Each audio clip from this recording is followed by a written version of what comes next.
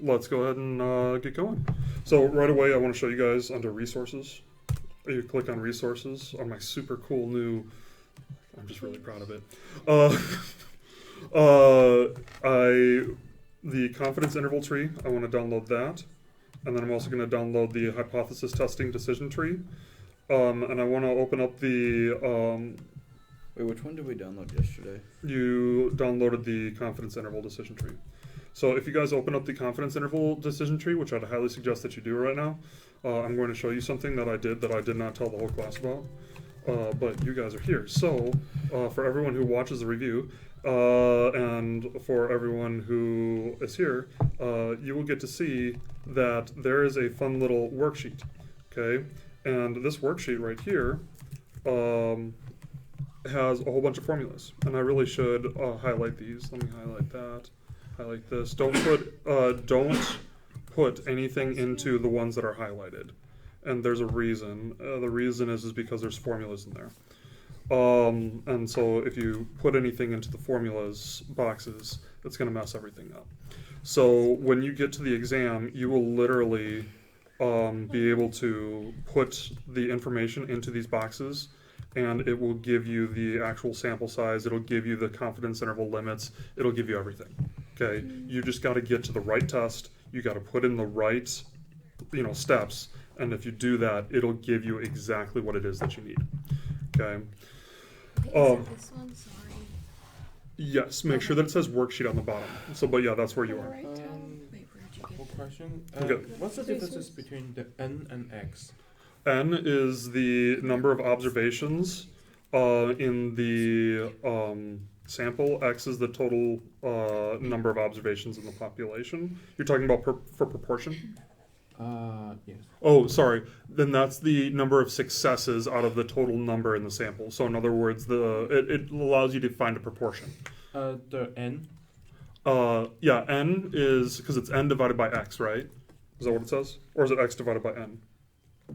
X divided by N. Okay. If it's X divided by N, sorry, it all kind of runs together after a while. Don't put anything in the yellow. Don't put anything in the yellow squares, yeah. For X divided by N, X equals the number of successes or favorable outcomes, and then N equals the total number in the sample. It says it on the first page.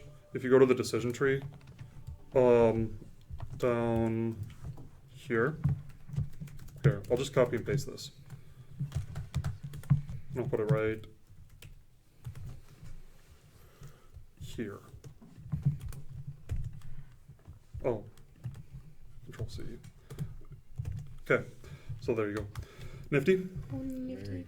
So let's keep moving. Now we are going to go through, let's start out with confidence intervals, calculating confidence intervals, and interpreting what the confidence interval means. Does that sound good? So I'm going to go back to pages. I'm going to go to exams, and you are going to go to exam 3 prep, and do the one. It would be ridiculous for you not to take this this practice exam. Top of the morning to you. I don't like Canvas. Remember when I said that I updated all the changes and I pressed save at the bottom? Sometimes it saves, sometimes it doesn't. So it did. So I pressed save. I definitely pressed save, but then I just logged back in and it said, you didn't save. Anyway, let's move on. So if everyone's like, hey, why did you have errors? There's a really good possibility I fixed the errors and I pressed save and it never updated. You guys tracking with me? I'm tracking. I hate Canvas. So let's keep moving. That's a really big issue. Sorry, I'm just a little livid right now because Understandably. it's even worse for y'all because it's like, hey, I had this, whatever. Anyway, so Mistakes. It's okay. yeah, let's get it done. Let's have fun. All right, so let's move down. We're going to go all the way down to question numero. The survey. Okay, in other words, Population mean is estimated. Let's go. Let's start with question 11, and let's move down from there. Mileage tests were conducted on a random selected sample of 100 newly developed automobile tires. The sample mean tread was 50,000 miles with a population standard deviation of 3,500 miles. What is the best estimate of the average tread life in miles of the entire population of these tires? Sample means. Yeah, it's just 50,000. Okay. Do I care at all about the standard deviation? No. Okay. Just the best. All that I'm asking for is what's the best estimate? What is the best point estimate? What is the only point estimate that we could possibly have from the data that we have, which is 50,000. You gotta say 50.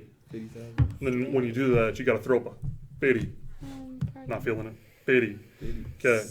Says So, the mean number of travel days per year. Okay, so if I'm saying this, going back, the best estimate of the average tread life in miles for the entire population is 50,000. That's the interpretation, which is exactly what I'm just making sure. Okay, it's the last sentence, but wanted to give you guys that. Is that cool? I'll give you guys, hey, this is what it means every time, even when it seems super obvious. Okay, the mean or average number of travel days per year for salespeople employed by 3 hardware distributors needs to be estimated within a 0.9 degree of confidence, okay, or 90% confidence, right? For a small pilot study, the average was 150 days with a standard deviation of 14 days. If the population mean is estimated within 2 days, how many salespeople should be sampled? So, let's go like this. First of all, what is this asking for? Sample size. Sample size. Okay, it is asking for a sample size. So the question that I have for you is, with step 1, are we looking for a sample size for a confidence interval around a mean, or for a confidence interval around a proportion? Mean. Around a mean. Why do we know that it's around a mean? Because it the doesn't mean say the was word 150. proportion. Yep, it says the mean was 150. When you see the mean was 150, that means it's probably going to be around a mean. Okay, so let's go to the mean. Okay, so let's come back over here. We're in the worksheet. Confidence interval around a mean. Okay, step 2. Do we know the population standard deviation or do we not know the population standard deviation? We do. Two. Okay. Let's see here. So it says, and the standard deviation was 14 days. So we know the sample standard deviation. Is there anything in there that says we know the population standard deviation? Do you guys see that? Yes. It's a little tricky, but you got to look at it. The sample. You have a standard deviation for the sample. So therefore, because you have a standard deviation for the sample, you do not know the population. So we are going to go with standard deviation unknown. Standard deviation unknown. Okay, so now we're going to come down here and we're going to say use this formula to find the sample size associated with a specific confidence interval and error. Okay, so what is this right here? This is the sample standard deviation, right? This is what that fun formula is. Do you guys want to work out the whole fun formula, or you guys just want to stick with the 14 days? Stick it in. Stick to 14? Okay. 14. What's the z-score? 1.645. 1.645. Okay. What's the max allowable error? 2. 2. Check that out. Done. Alright. Error high fives all around. What's up? I have an observation. So I did the same thing on the standard deviation known, and I got the same answer. It's true. And you wanna know why? Because they both use z-score. Okay. They're the same thing. So we can use either technically. Yep. Don't tell me that. But yeah, I don't necessarily say that because I'm like, do I really want to confuse you guys and be like, and you could use this, and you could, because that's what I used to do. Is I'm like, here's every single possible variation, and so I'm not like, let me give you a very clear cut. Take this one path, and you will get the right answer. Okay, so now, should it be 132? Should it be 133? What should it be? 133. Because you always round up with calculating for sample size. Sound good? No matter what, right? Like even if it was like 0.3, or if Correct. it's okay. Even if it's 0.001, still round up. Got it. Okay, next. So what this means is, are you guys ready for this? You ready?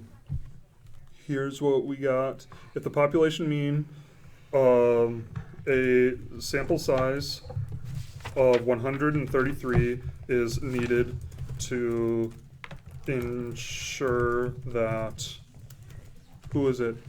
The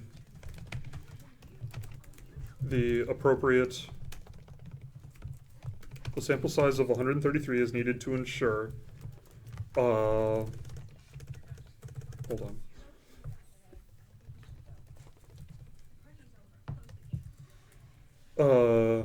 That we are 90% confident that the actual population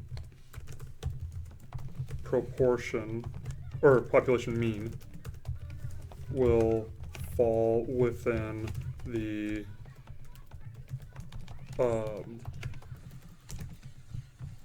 noted range.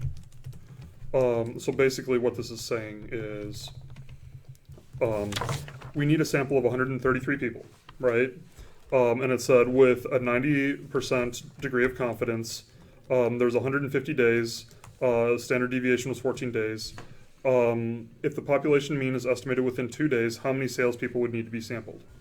So the noted range of 2 days above or below the mean. Okay, so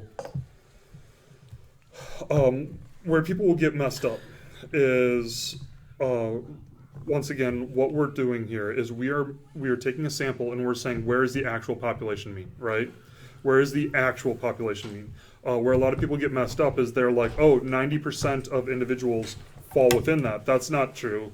What we're saying is we are 90% confident that the actual population mean will fall within this, as long as we have this sample size. Are you guys tracking with what I just said? Okay. So, welcome. Top of the morning to you. Howdy. Sorry, I haven't said hi to you yet. There's coffee up here too, but y'all probably don't drink coffee, do you? Occasionally. I'm 5 and a half. What is the deal? What is the deal?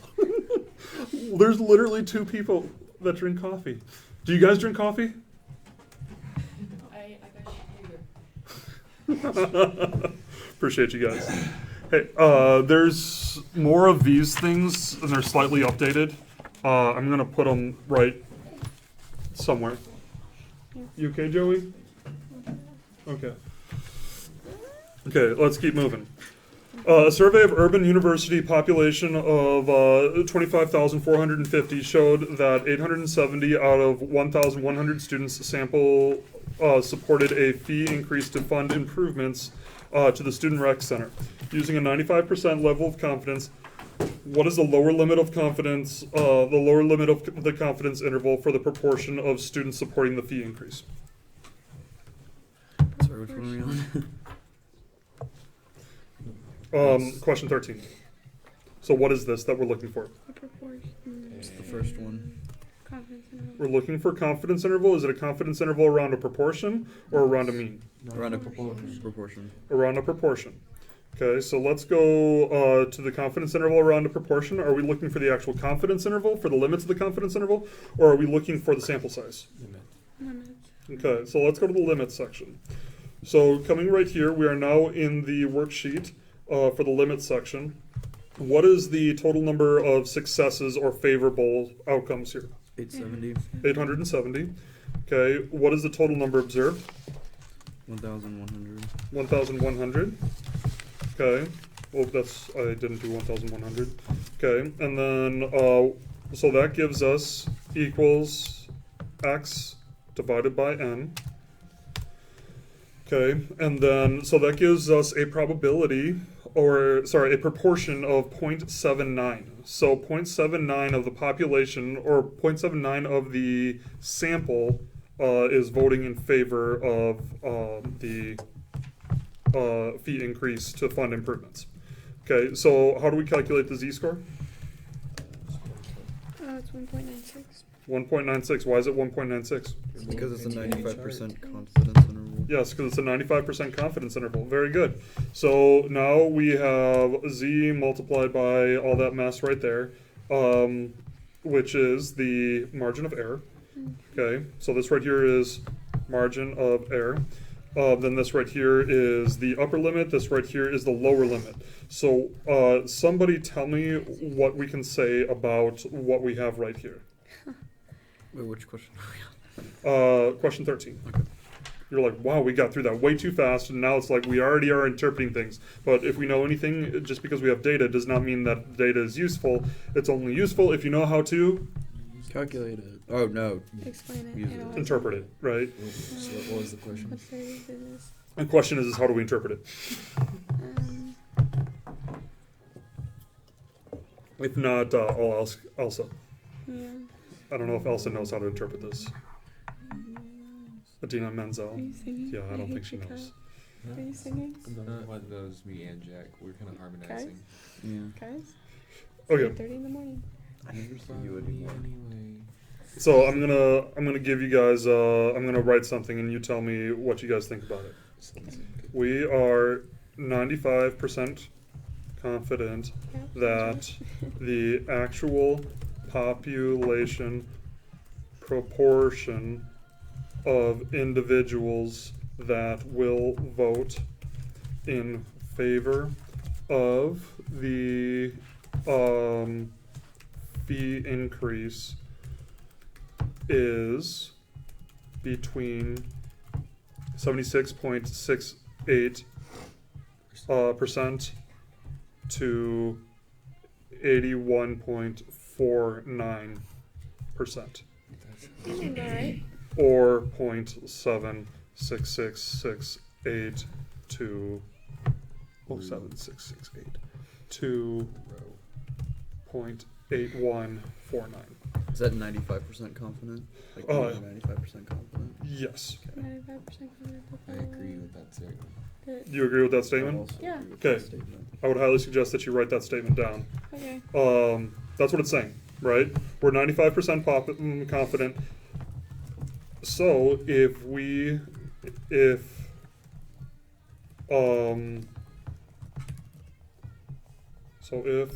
greater than 50% is needed, comma, we would be able to say that we are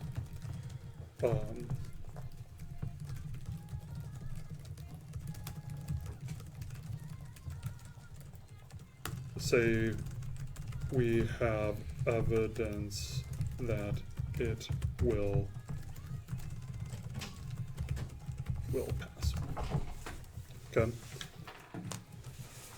Technically, based on this, and I don't want to split too many hairs here, but we're actually 97.5. We're actually 97.5% confident. We are actually 97.5% confident that the proportion will be above 76.69. Why is that true?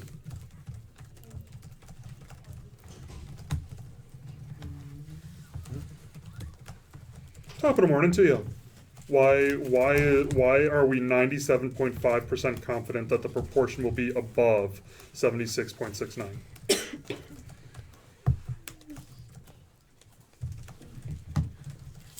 I've never asked you this before, so So why are we listening? I should have. Is it confidence interval? Is it one tail or two tail? For question 13. Well, all confidence intervals, are they one tail or two tail? Just two tails. Two tail. Okay, so if a confidence interval is two tail, then I am 95% confident that it is between here and here. but I'm also 2.5% confident that it's below here, and I'm 2.5% confident that it's above here. Mm-hmm. You guys tracking with me? Yes. So if I am 95% confident that it's between here and here, and then I add the 2.5% confidence that it's above here, you guys tracking with that? Mm-hmm. Do you guys see everything on the screen behind me? Yeah. You're good. So if I'm 95% confident, that it's between these two values, and I'm 2.5% confident that it is above this value, then I'm actually 97.5% confident that it's between here and here or above that confidence level. So therefore, I'm actually 97.5% confident that it's above 76.68, that the proportion is above that. The reverse would be true as well if you said we'd also be 97.5% confident if it's below 0.81. That's correct. Okay. So, you guys tracking with what I said there? Mm-hmm. Does it make sense? Okay. Sure. I don't like asking, does it make sense? I like saying, I used to say, does that make sense? I always felt like I was talking down to everyone. You like saying you track me with me. You guys like that? Is that better? It's good. Because It's your staple. it's my staple. Yeah. Does anyone else say that? I say I it say because of you. tracking. You say it because of me? Yeah. I just think it's a very productive way to check. Tracking without making anyone feel stupid. Right. Because I don't want you guys. Hey, that's appreciated. I do what I can. I want you guys to feel like adults in this class. I think that's a great thing, and I'm tracking with you on that. Yeah, I appreciate that. If it's almost. He's almost as bad as Alejandro. I don't know what you're talking about. Do you know Alejandro? Oh, Yes, of he course. does. Okay, I'm just making We were sure. neighbors last year. Okay, yeah, he's pretty lit. I just wanted to use the word lit. Like, don't ever say that again. He's crunk. He be crunk. Oh, Wait, did you just say crunk now Yes, you too? did. Yes. Oh. okay, number 14. Somebody told me the other day of something else to say, but I forgot. So, That's probably That's live. That's pretty Um, That's cash the money. thing. what is the lower limit? 76. That's money. That's cash money. Cash money. okay. Cash Number money. 14, let's go. Appreciate you, Grace. Hey, anything. A group of statistics students decided to conduct a survey at their university to estimate the average mean amount of time students spent studying per week. They sampled 554 students and found a mean of 22.3 hours per week. Assuming a population standard deviation of 6 hours, what is the upper limit of the 95% confidence interval? So, what are we looking for? The upper limit of the confidence interval. The upper limit of a confidence interval around a mean. Mm-hmm. So let's back out here. We're going to go over here. We do have the standard population. Are you sure? No, because you just asked me again, so that usually means no. Okay, they sampled and they found a mean. Assuming the population standard deviation is 6 hours. We do have that. That was like, Our rank. yes. The population was like, when our powers unite. Do you know what I'm talking about? Nope. Oh, it's Captain Planet. Okay. You need to watch Captain Planet. Love that show. Yes, it's lit. There it is. All before 9 a.m. So we're getting there. What is the upper limit of the 95% confidence interval? Let's take a look at this. So we know the population standard deviation, so we're coming over here. So we are doing a confidence interval. Is that correct, or are we doing sample size? Confidence. Confidence interval. Okay. So what do I need right here? Step 1. I need to determine the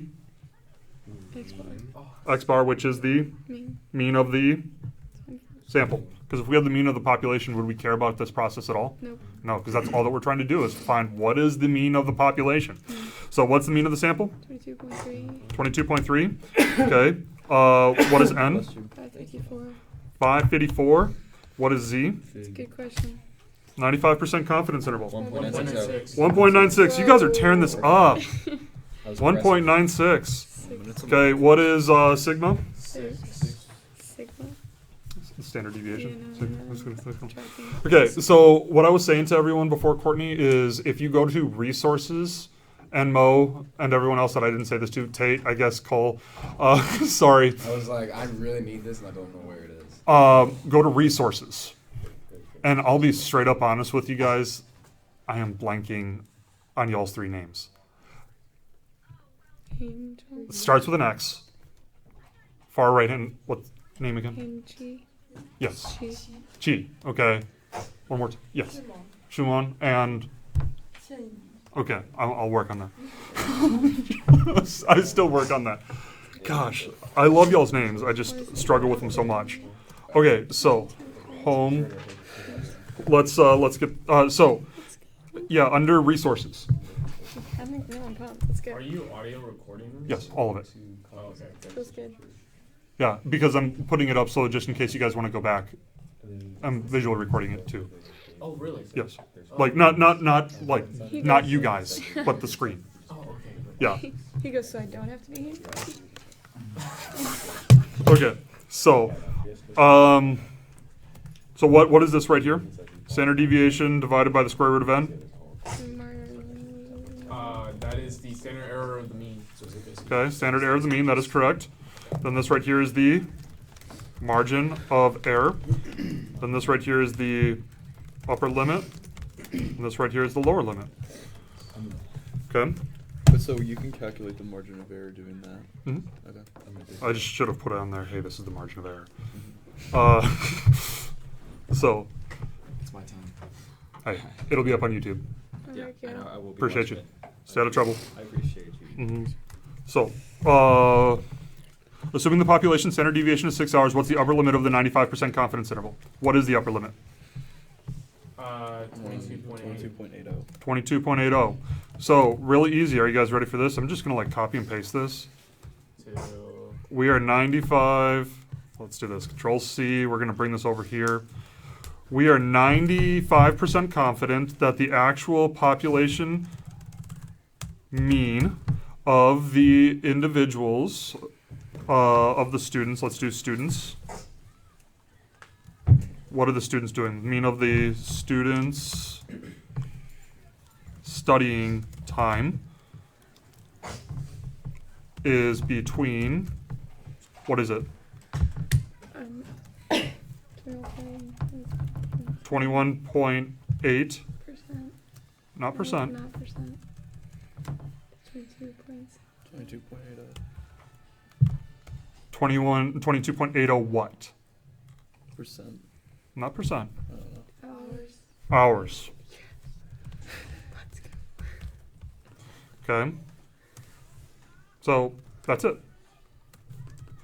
We are 95% confident that the actual population proportion, or that the actual population mean of the student studying time is between 21.8 to 22.8 hours per week.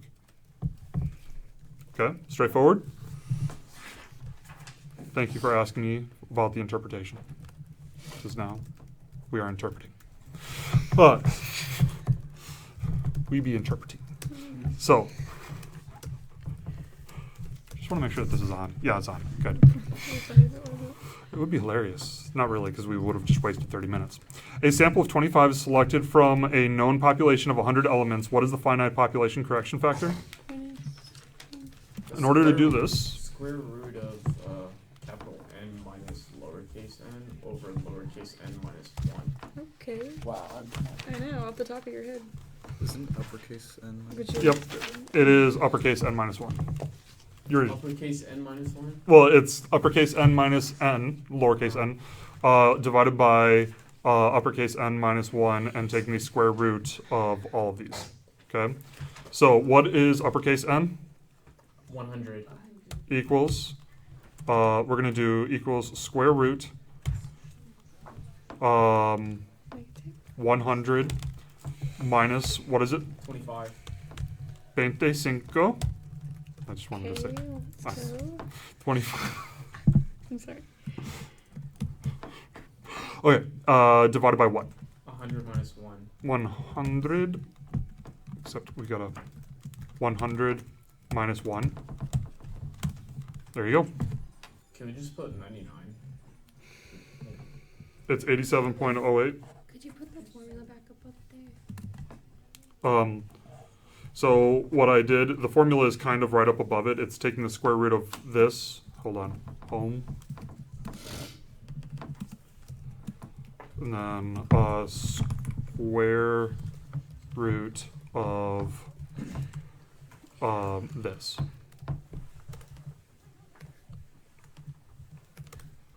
You guys tracking with me? So you take the square root of n minus n over n minus 1. Okay. So what's the next question?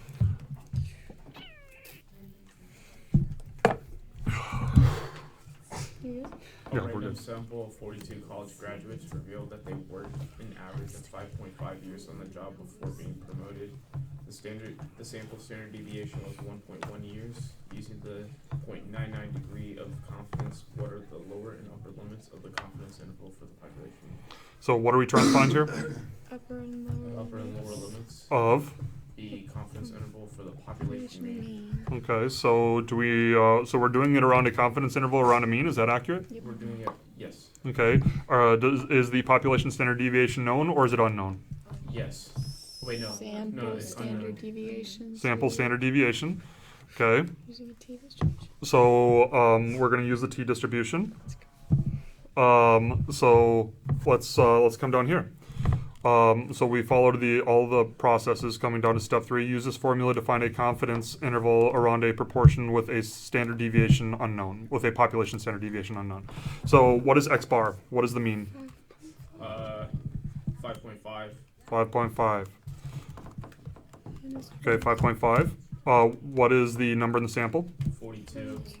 What is n minus 1? 41. 41. Where's the t table? Someone must Right have it. here. Okay, so Grace has the t table. I'm going to try to pull it up. Pressure Thank you. on me, do not be pressuring me. Unit.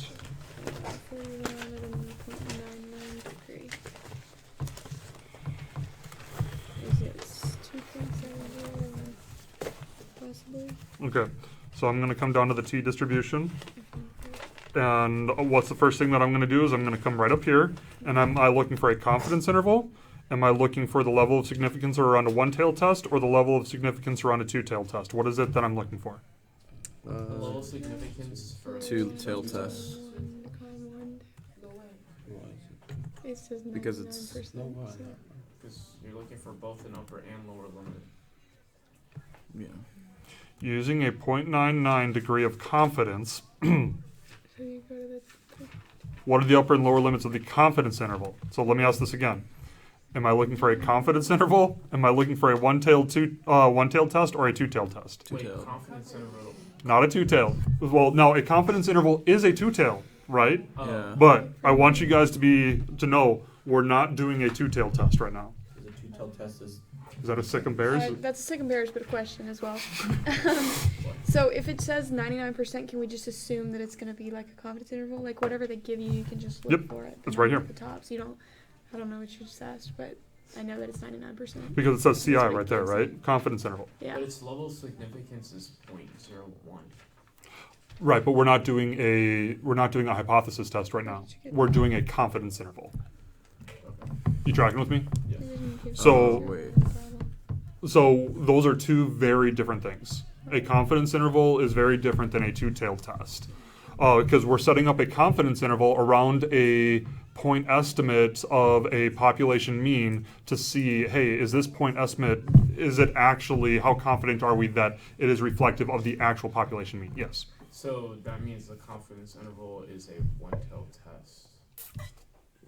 Confidence intervals are not one-tail or two-tail test because we're not doing hypothesis testing right now. We're setting up a confidence interval. So it's very different. Okay. And there's still more coffee. Amen. Jack, Yes. this was your idea. You've got to get another cup. That's fair. This is peer pressure. Okay. Okay, 2.701. so we go to 99, is that right? Mm-hmm. We go down to the degrees of freedom. The degrees of freedom right here is 41. So we find the intersection of 41 right here and 99.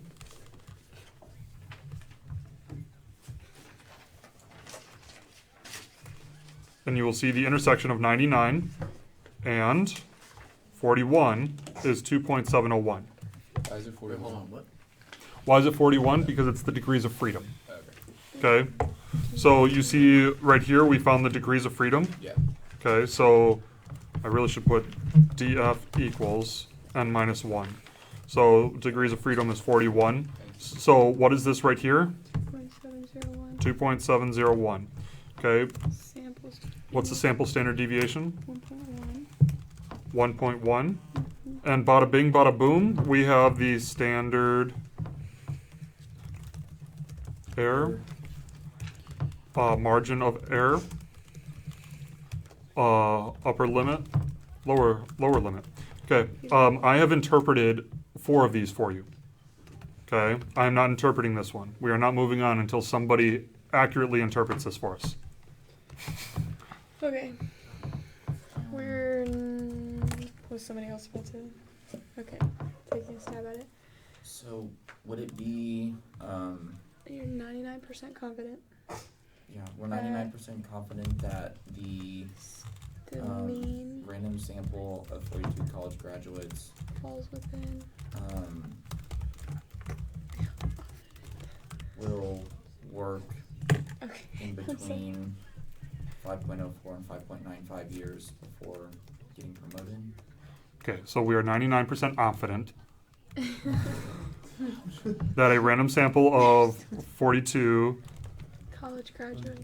Yep, same thing. Here you grads go. Will work. Um, Average of between 5.04 and is that what you're saying? Will work between 5.04, don't necessarily copy this down yet, Okay. 5.95 years before they get promoted. Is that what you're saying? Promoted. Okay. That was why it's wrong. Okay, what do you guys think about that? We're 99% confident. There's only one F. And there's Struggle oh, bus. yeah. You know what? I'm done. I'll see you guys later. We are 99% confident that the random sample of 42 college graduates will work between 5.4 and 5.95 years before they get promoted. What do you guys think about that? I mean, it That's sounds correct. okay. But, Okay, so I'm going to tell you that's wrong. cool. But you guys, what you did there is you described the sample. We're not describing the sample. What are we doing? What are we trying to do? Use the sample to describe the population. Precisely. So you are really close. We are 99% confident that all college graduates. Yes. That college graduates, and you could say based on the sample of, based on the random sample of 42 college. Do you guys see the big difference there?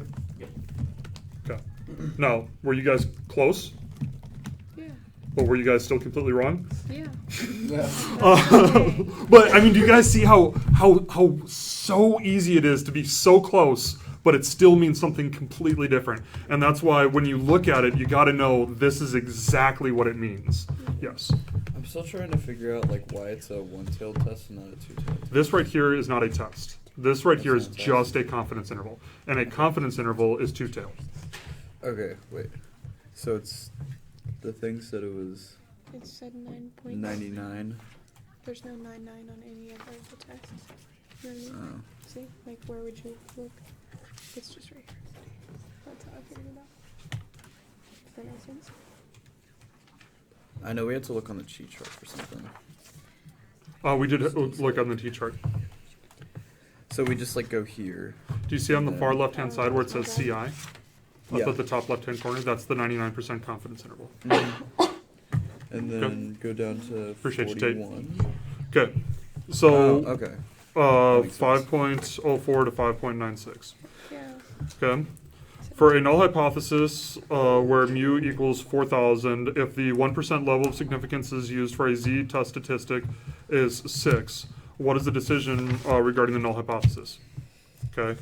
With a 1% level of significance, and you've got a z statistic, and you've got a mu, and so what's our decision regarding the null hypothesis? Or reject because it's more extreme than the z value.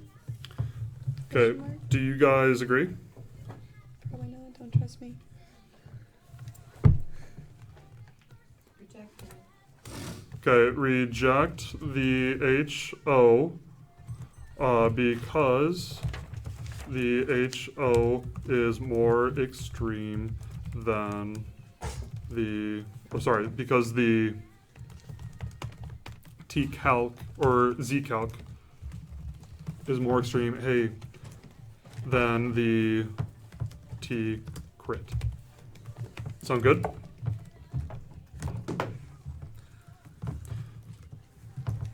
Wait, how do we get the T crit Z-crit. or Z crit? Yeah. That's a really great question. 1% level of significance, and this is, I want you guys to tell me really quick. Is this a one-tail or a two-tail test? Two-tailed. Two-tailed test. Do you guys see that? Because there's an equal sign. So somebody tell me what Z crit is for a two-tailed test with a 1% level of significance. Yes. So Z calc is 2.576. Or sorry, Z crit is 2.5. Crit is 2.576. Z calc is 6. So because Z calc is more extreme than Z crit, we reject the null hypothesis. Okay? So level of significance is referring to the alpha. Yes. Okay, so level of significance, probability of type 1 error, level of risk, probability of rejecting the null hypothesis when the null hypothesis is true, all of those are alpha. Fun? Yeah. Okay, moving on. Are you guys feeling good about that? Heck yeah. Okay, this next one is really, really hard. Like, brutally difficult. Okay, sarcasm. Okay. I'm not sarcastic at all. Do you guys know what sarcasm is? It's literally tearing and searing of the flesh. Wait, what? That's Yeah. what it means. Okay. That's why I prefer being facetious. Because sarcasm is such a harsh word. So, anyway. So, yeah. Where is the region of rejection? That's an upper tail test Upper tail? Why is it an upper tail? because it has a greater than. Yeah, because this arrow is pointing in the direction of the upper tail. Literally, that's all that it is. This arrow is pointing in the direction of the upper tail. What is this? Upper tail. Are you sure? Okay. What is the proportion, or the proportion of the frequency of observations between groups is expected to be different? Upper tail. No. Two It's tail? upper tail. Upper tail? Lower tail? What is Upper this? tail. You say upper? Who agrees with Andrea? I say upper. Upper? So we got one person who agrees with you, everyone else does not agree with you. So, Be neutral. How do you know? really easy. Chi-squared only has one tail. It cannot be two-tailed, it cannot be lower. So it has to be upper. Every single chi-squared test is always an upper tail. Is that cool? So like the indication that it's a chi-squared test is expected to be. Not exactly. What you're talking about is the proportion of frequencies of observations. That's the key indicator, or the frequency of observations. Frequency of observations is chi-squared. Yes, frequency of observations of categorical data. That's what we're dealing with there. Sorry, my son's down there. Yeah, he's not feeling great today, so he's hanging out with us. Okay. So next, what is this? Lower tail. Lower tail. tail. What is this? Upper tail. Upper tail. What is this? Lower. Lower. What is this? Two tail. Should I have a question like this on the exam? Yes. Yes. You already knew. What is this? Upper tail. Acts like you can change it. I can change it. Okay. Two tail. Please do not change it. I like this. No, I'm saying this is not on the exam. I'm saying I could put this on the exam. Please do. Two tail. Two tail. Right? What is this? Upper tail. Upper. Okay, what is this? Two tail. Two That's tail. another chi-squared, right? This one right here? No. This is chi-squared, yes. That's, okay. It's just because it's words. Okay. From What's that, from that, all of question 18 was each one was it just dependent on the sign? Yes. Pretty much. Okay. I didn't look at anything else except for the sign. Word. Because I saw the sign. Yeah. Okay, pitch perfect. I saw the sign. Okay. You guys are gonna miss me next year Wait, what? because you guys aren't gonna be in my class. Oh. Oh, I thought you said why. I was like, Just oh. keep going. Just keep going. Yeah. Don't worry. I Don't. got a class to go to. Well, this is all recorded too, so like I also I know. have class. I know you don't want to go back and like watch it, but I got you. Much less engaging to watch. Okay, Right. a hypothesis regarding the weight of newborn infants at a community hospital is that the mean is 6.6 pounds. A sample of 7 infants randomly selected, and their weight at birth is recorded, and that's their weight. What's the critical T value? So first of all, what's the degrees of freedom? What's the alpha? 105. What's the tail?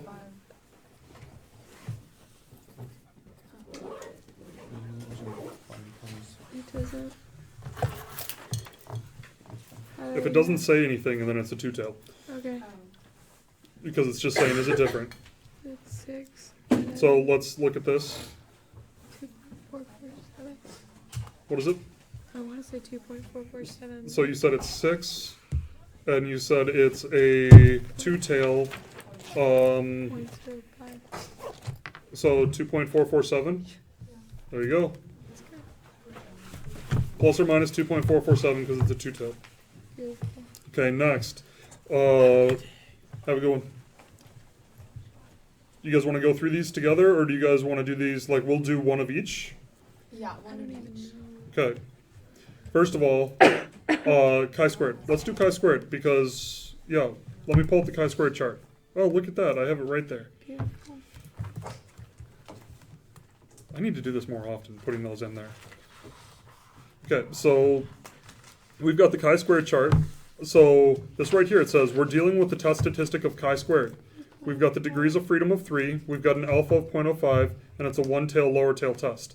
Tell me, what is the answer? It's not possible. It is not possible. Why is it not possible? Because lower. Because chi-squared is upper tail. That is correct. Oh. Okay, T, degrees of freedom, alpha, one tail. So let's look at the T chart. 14.01. Okay. So what is it? We've got the degrees of freedom is 14. So let's find the 14. Right down here on the left-hand side. What's the alpha? 0.01. Well, I really shouldn't have put it in this order because we need to know it's a one-tail upper. So let's go to one-tail upper, one-tail test, right up here, and then 0.01. So let's come down to 0.01 and 14. Let's see, 14.01. Is this it? Yes. 2.624. Yeah, let's go. Okay. 2.624. Next, we've got a z-test. 1.96. Nope, just kidding. Okay, and I've got the critical stuff right here. I really should make these available to you on the exam like this. That would be nice. I'll do that in the future. But you have all those sheets too. So alpha of 0.05 and a two-tail. What do we know? 1.96? No, a plus minus. Plus or minus 1.96. Tricky, tricky. It's on there first. I don't see it. So Oh, there it is. 1.96. Chi-squared, degrees of freedom, alpha. What do we know? degrees of freedom 5, alpha 0.01. Okay. So degrees of freedom 5, alpha of 0.01, and what is this? 15.086. 15.086. Okay. T, its degrees of freedom is 31, alpha of 0.05, one tail lower. Okay, one tail lower. So one tail, alpha of 0.05, right there. 0.05. And then we'll go down to degrees of freedom is 31. 31.05, so it's going to be 1.696. That is correct. Negative. That is correct. Why? Because it's a one tail lower. Have a good one. If it's lower, just automatically make it negative? Mhm. Okay, beautiful. Okay, do you guys want to finish these ones, or do you want to do the rest of those by yourself? The rest. We can do it. Okay, just get a lot of practice with those. Okay, like finish those by yourself. Is Next. there a question like that? No. Well, yes, there is, but it's nested within the larger, you know what I'm saying? Mm-hmm. But I put a whole bunch of those right in a row, so that way you would have like practice doing all of them right in a row. Is that cool? Mm-hmm. Next. Well, this whole thing is set up for you to be able to do the exam perfectly.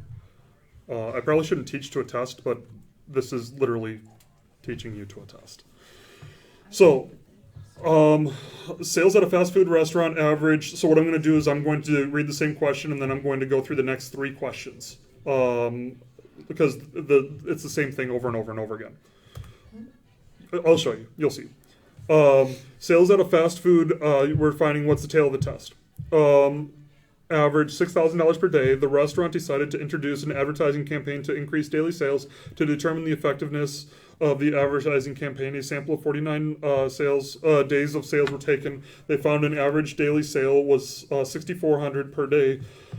From past history, the restaurant knew the population standard deviation. The probability of type 1 error is 0.1. After the advertising campaign, are daily sales higher than prior population sales? What tail of test is this? Single sample. Oh, this is tail.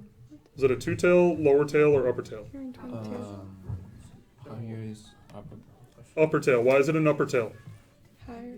Because it says higher. Cool. Right here it says higher, so we know that it's an upper tail. Are we skipping question 21? Did we skip 21? Yeah. Oh, so let's go to 21. Same question. Single sample, right? It is a single sample to population mean. Is it an independent samples, paired samples, goodness of fit, or test for independence? What do you guys know? Not a lot. I'm not gonna lie to you. Let's look at the decision tree. The new one. And on the decision tree, file, open. Oh. Hypothesis. Okay. So, hypothesis testing decision tree. Hey, Courtney, make sure that you grab one of these new decision trees before you leave. Okay, good. Right there. There's just a little bit more information on the purpose of each test. Okay. So what are we doing? Are we dealing with continuous data or are we dealing with frequencies of categorical data? Continuous tail. Continuous data. Okay. Okay. How do you know? How do we know? That's a really great question. Let's take a look and find out. Because sales is ongoing. Okay. Oh, that's why. Um, okay, right here. Thank you. Yeah, so sales at a fast food restaurant is $6,000 per day. That's what we're talking about. That is the variable. That is what we're examining. So that right there is continuous data. Now, are you examining the difference between a sample and a population, or are you examining differences between groups? Sample population. Sample and population. Okay. So what are we doing? Single sample test. Single sample test. So you guys see, you see the population. Sales at a fast food this is the population, okay, and then this right here is the sample. Okay, sound good? Great. So let's go down. So we were able to go to the next question, and it says, what is the tail of the test? And we were to determine, because it says greater, it's an upper tail. And next, what is a test statistic?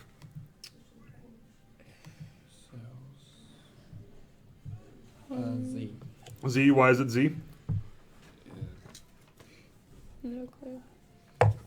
Because the, population standard. Oh, because this says it. it does say that, but that's not necessarily true. Dang. It could be a T. Because it says population standard deviation is 1,000. And we have it. And we have it. Sound good? Yeah. We have the population standard deviation. So because of that, we know that it is a Z, yes. Is it always going to be a Z for the single sample? No. Not always. Okay. Next. Billy, Bob, Joe, and Sue all worked at the local dry cleaners. The owner wants to know if the number of items each employee cleans in a 4-hour shift is equally contributes to the whole. A total of 120 items are expected to be cleaned in a 4-hour shift.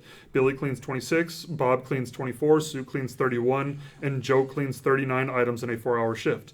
Are the number of items each of these individuals clean equally proportionate to the whole? The alpha is 0.01.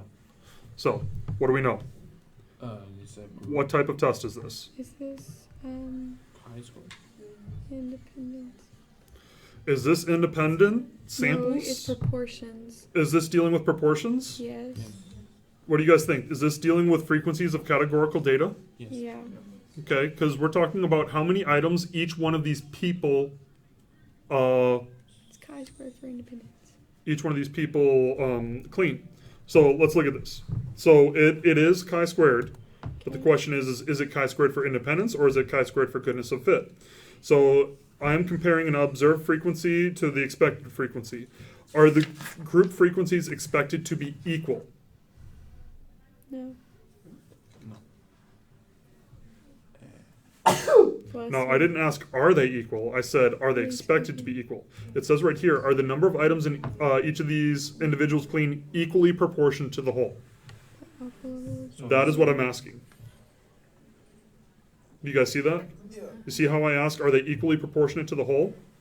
So because I'm asking that, I'm going to go to goodness of fit because they are all equally proportionate to the whole. Do you guys see that? Because it says, are the numbers... No, are they actually equally proportionate? We don't know. No. Because we got to do the test. So when you're looking at it, so if you're examining the proportion of observations, it's goodness of fit. But if it's the difference between the observed frequency and the expected frequency, that's test for independence. If you're if you're testing them and saying, hey, are these the same? It's goodness of fit. If you're testing them and you're testing them against things that are different, you say, okay, are they different? Which would be independence. Okay. Are they independent of each other? Are they different from each other? Yeah. Which, let's get down to the next question, because the next question, dun, dun, dun, is very similar. The owner of the dry cleaner realizes that Billy has worked 1 month, Bob has worked 2, Sue has worked 4, and Joe has worked a whole year. Because of this, the owner expects each of the employees' cleaned items to be different. Billy should have 20 items cleaned, Bob should have 25 items, Sue should have 30, and Joe should have 45 items cleaned in a 4-hour shift. The owner wants to know if the frequency of items cleaned matches the independent expectations that he has for each of them based on the amount of time that they have worked, with an alpha of 0.05. What is this one right here? Test for independence. Do you guys see how they're expected to be different? Okay. Oh, because Because he has it says independent expectations for each. Yes. Okay. for Do the you guys see that? independent expectations was basically the key word. Yes. Okay. Or just showing that they are independent. Parker? Appreciate you. What would make it test or independent samples? It's not independent samples. No, what would make it? Comparing a mean to a mean.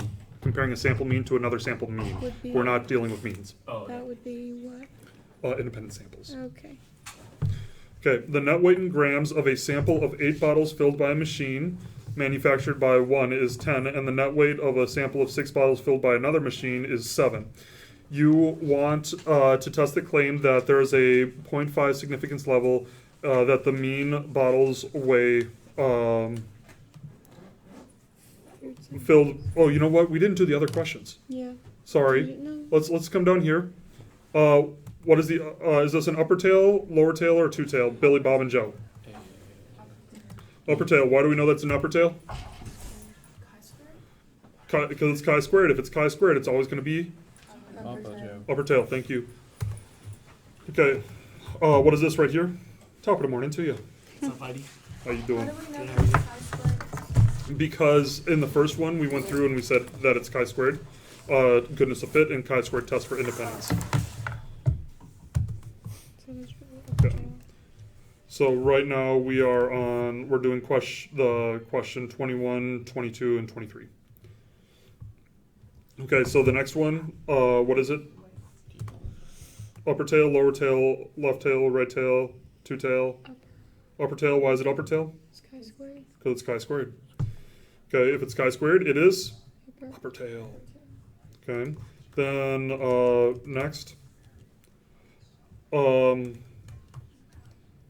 What is a test statistic? T. Not T. Z. Not Z. Chi-squared. Um, What is a test statistic? Chi-squared. Chi-squared. nice. Okay, now let's get back to the the machine question. You've got these two different samples. You've got one sample mean and you've got another sample mean, right? Edna is 10 and Orno is 7. You want to test the claim that at 0.5 level, that the mean weight of the bottles filled by Orno machine is less than the mean weight of the bottle filled by the other machine. The level of significance is 0.05. Okay, oh, and this is driving me nuts because right here it should give you the opportunity to answer a question. So the question is, what type of test is it? Does anyone know what type of test it is? Is it independent? It is independent. Does anyone want to know what the test statistic is? It's an independent T. There you go. So let's go down. It's independent samples. What type of test statistic is it? T. Why is it a T? That's what I was gonna ask you. Why is it a T? Because it's independent samples. Because it's not necessarily, because you could still have a population Don't mean know the standard deviation. of the Population. right. You don't know the population standard deviation. Okay. Well, you don't know any standard deviation, but Physically. okay. And then yeah, up here, this is also independent samples. Okay. So, a hypothesis regarding the weight of newborn infants at a community hospital is that the mean is 6.6 pounds. A sample of seven infants is randomly selected to compare their weights to see if their weight is different from the average of the population. The average weight of the sample is 7.557, and the sample standard deviation is 1.777. The probability of saying the weights are different when the weights are really not different is 0.05. What type of test is this? Single sample. Single sample to population mean. Because you've got a sample of how many? So 7 infants. 7 infants. You've got a sample of 7 infants, and you are comparing it to the population mean of Babies. 6.6. But yeah, babies of 6.6. Okay. Moving down. Here. Upper tail, lower tail. What is this? Two tail? Two tail. Because it says the weights are different from the average of the population. Okay. 20 randomly selected statistics students were given. Oh, sorry. Let's keep going. One more. What test statistic is it? Z. T. T, Wait. Z, F, R.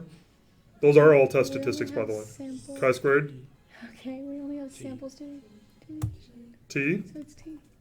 There you go. Okay, 20 randomly selected stats students were given 15 multiple choice questions and 15 open-ended questions, all in the same material. The professor was interested in determining if the students scored higher on the multiple choice questions. The level of risk is 0.01. So, what is this? What is the test statistic? Oh, you're going backwards. Yeah, I am. Sorry. That's okay. I'll survive this thing. You said chi-squared? I'd say T. T. T? It's T. Why is it T? Because the population standard deviation is not stated. That is correct. And because we are dealing with, well, we'll get into the type of test that it is. So, Eide, if you know the sample standard deviation, but not the population standard deviation, you still use T. Mhm. Okay. Correct. Gotcha. So, but this doesn't. How do you know it's that and not chi-square for the last one we just did? So let's look at that. 20 random selectively. Okay, so is this looking at Not expected, like, I think you're You've got scores. You don't have anything about frequencies. Okay, chi-squared. Okay, so chi-squared deals with counts of frequencies. Okay, but when we have a test for independent samples or paired samples or whatever, those are dealing with actual scores or like actual continuous data. So right here, is this a paired samples? Is this an independent samples? Is this a single sample to population? What is this? Paired. Paired, why is this paired? Because this test and Because they were tested more than once. They were tested more than one time? Okay.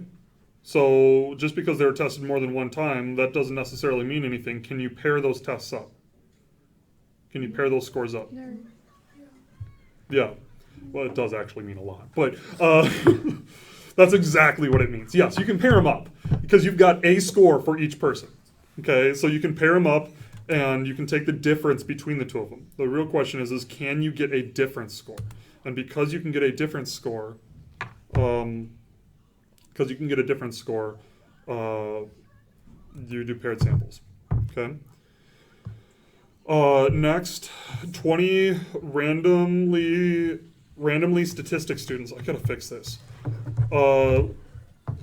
20 random statistics students were selected. 10 were given multiple choice questions and the other 10 were given open-ended questions. The professor was interested in determining if the group of students with the open-ended questions scored differently than the students with the multiple choice questions.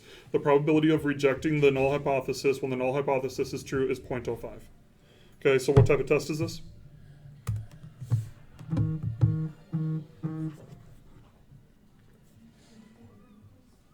What is it? Independent. Independent? group is different. Open Is it independent? Yeah. Why would it be independent? Because you're comparing the differences between groups. Because you are comparing the difference between the group means. You have one group mean and another group mean. Are you looking at the same group tested twice, or are you looking at two different groups tested once each time? Two different groups tested once. That's correct. Two different groups tested once each, and you're comparing the one group, the mean of one group, to the mean of the other group. Is that accurate? Okay, and on your fun little new sheet that I gave you, it very explicitly states exactly that. So make sure that you look at the purposes, because that was like the big thing that I updated there. Okay? Cool? So this right here is independent samples, where the other one was paired samples. Very similar questions, very different answers. Okay? Next, going down. So this one right here, is this, we're going to do, he wants to know if they scored higher on the multiple choice questions. So is this an upper tail or a lower tail or a two tail? Upper. Upper tail? Okay. 20 randomly, so right here he said, determining if the groups of students in the open-ended questions scored different from the students with multiple choice questions. This is a two-tailed because he asked, are they different? So is that like the key word to look for whenever you're Exactly. Different. like different. So if you don't see greater, if you don't see less than, if you don't see something that indicates a difference, it's gonna be different. Okay. And then coming down here, we already know that this one's a T. What is this one right here? What is the test statistic?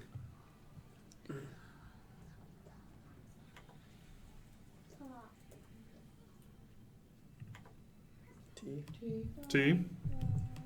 Are you sure? Yeah, you don't have population standard deviation. Correct. See, I'm just asking if you're sure. Okay.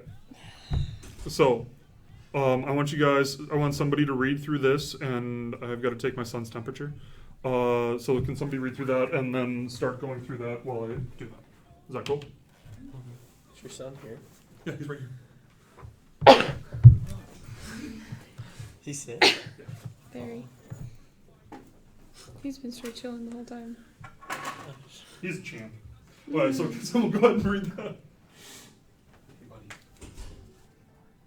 A hypothesis regarding the weight of newborn infants at a community hospital is that the mean is 6.6 pounds. A sample of 7 infants is randomly selected, and their weights at birth are recorded as 9.0, 7.3, 6.0, 8.8, 6.8, 8.4, and 6.6 pounds. If alpha is equals 0.05, can it be determined that the average weight of the babies is different from 6.6 pounds? Okay, so what do we know? Let's go through it.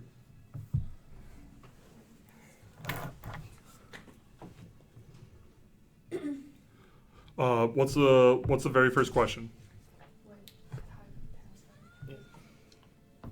What type of testing are you conducting?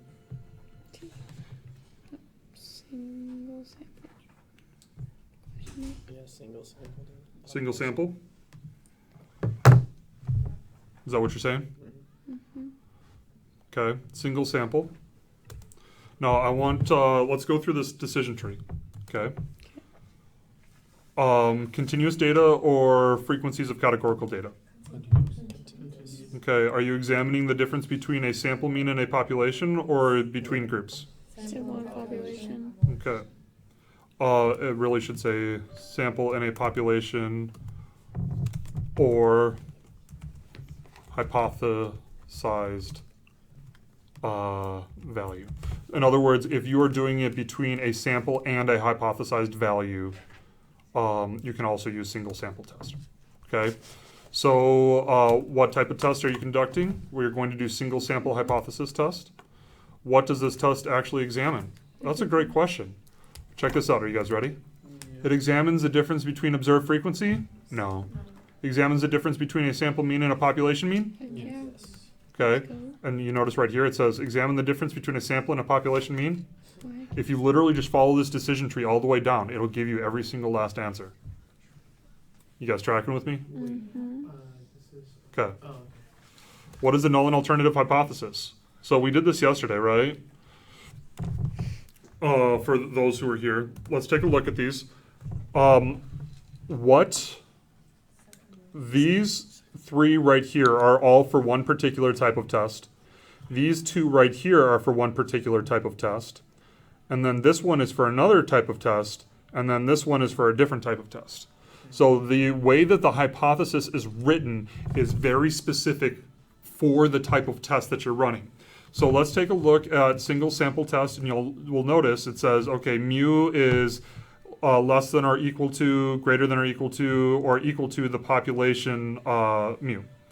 And what I want there is the actual value. So based on that, which one of these, or which of these looks like that single sample test hypothesis? Second one. The second one? Probably not. This one? Well, there's not just one. The first three. The first three. Mm-hmm. The first three are all for single sample. You guys tracking with that? Mm-hmm. The first three are all for single sample. So therefore, it's going to be one of these three. So the question is now, is this a one tail upper, one tail lower, or is this a two tail?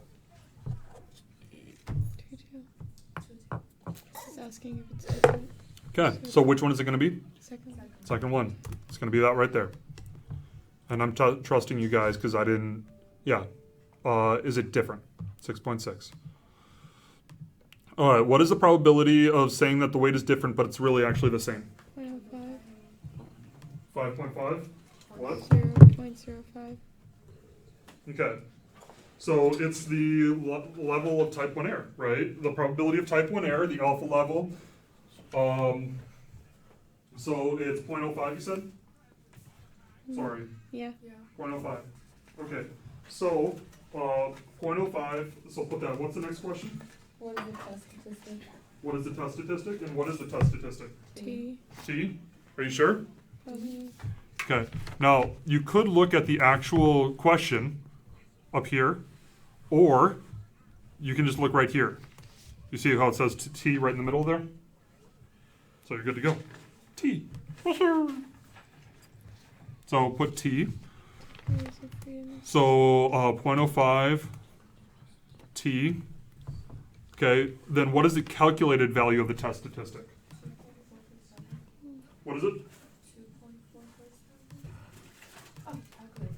Your calculated value Yep. is 2.151, Yeah, right? whatever that number is. 2.151. Yeah. Yep, 2.151 for the calculated value, and I did accidentally skip one. What's the critical? So what is the critical value? Is that using the chart? That is using the chart. And so let's look at the chart. Degrees of freedom is 6.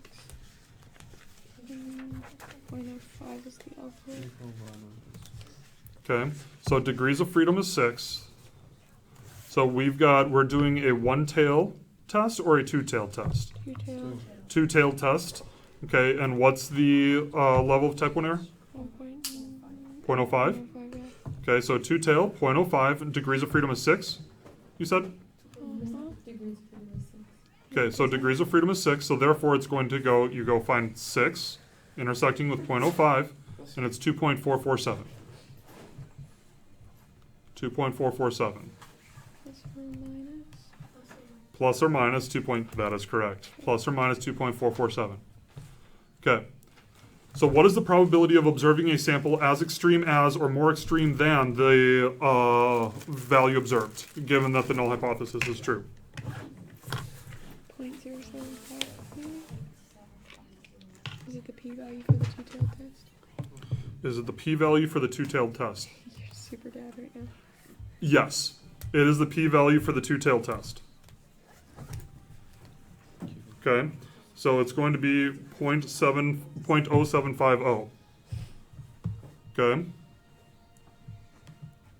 So 0.0750. Thank you, Professor Eide. Thank you. And what's our decision? Reject. Fail to reject because it's less extreme than the critical value? I don't know.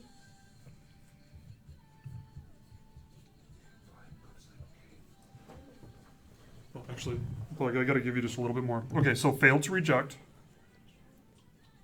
Because it's less extreme than the critical value? Correct. So fail to reject the null hypothesis because the calculated value is less extreme than the critical value. I feel so Cool. bad.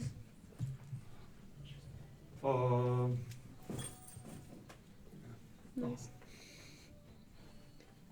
I have napkins somewhere. Got it. We're good. Sorry, I have Tylenol on my fingers. Solid. Okay, so what's your decision? It's going to be fail to reject the null hypothesis because the calculated test statistic is less extreme than the critical value. Okay. What would you say about what can be interpreted from these results? So here are the interpretations.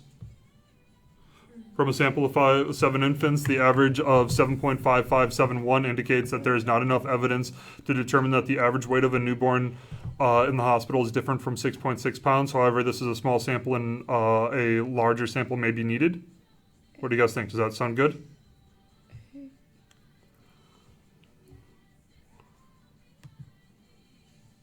Yeah? Mm-hmm. Okay, so what you guys need to note is there's a lot of information in here. There's p-values down here. There's the number of observations. There's the t statistic, and there's the alpha. So this one right here and this one right here are very similar.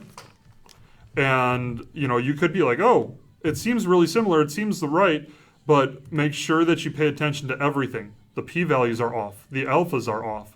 So look at everything in the entire question. Don't just look at what it says, but look at everything in the entire question. And I really do my best to make sure that you know that it's right or wrong. So the answer is dun dun dun dun A. Okay. Question 25. It's been real. Yep. Have a good one. You too.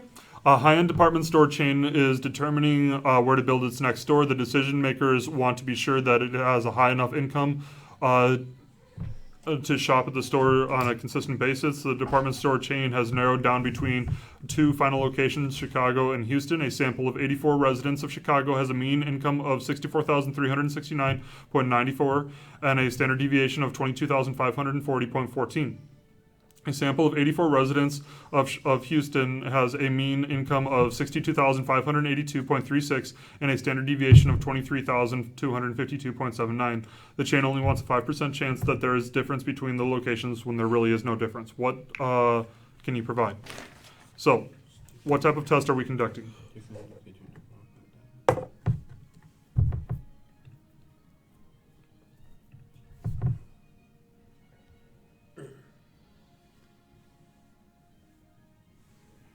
Can you scroll back up for a sec?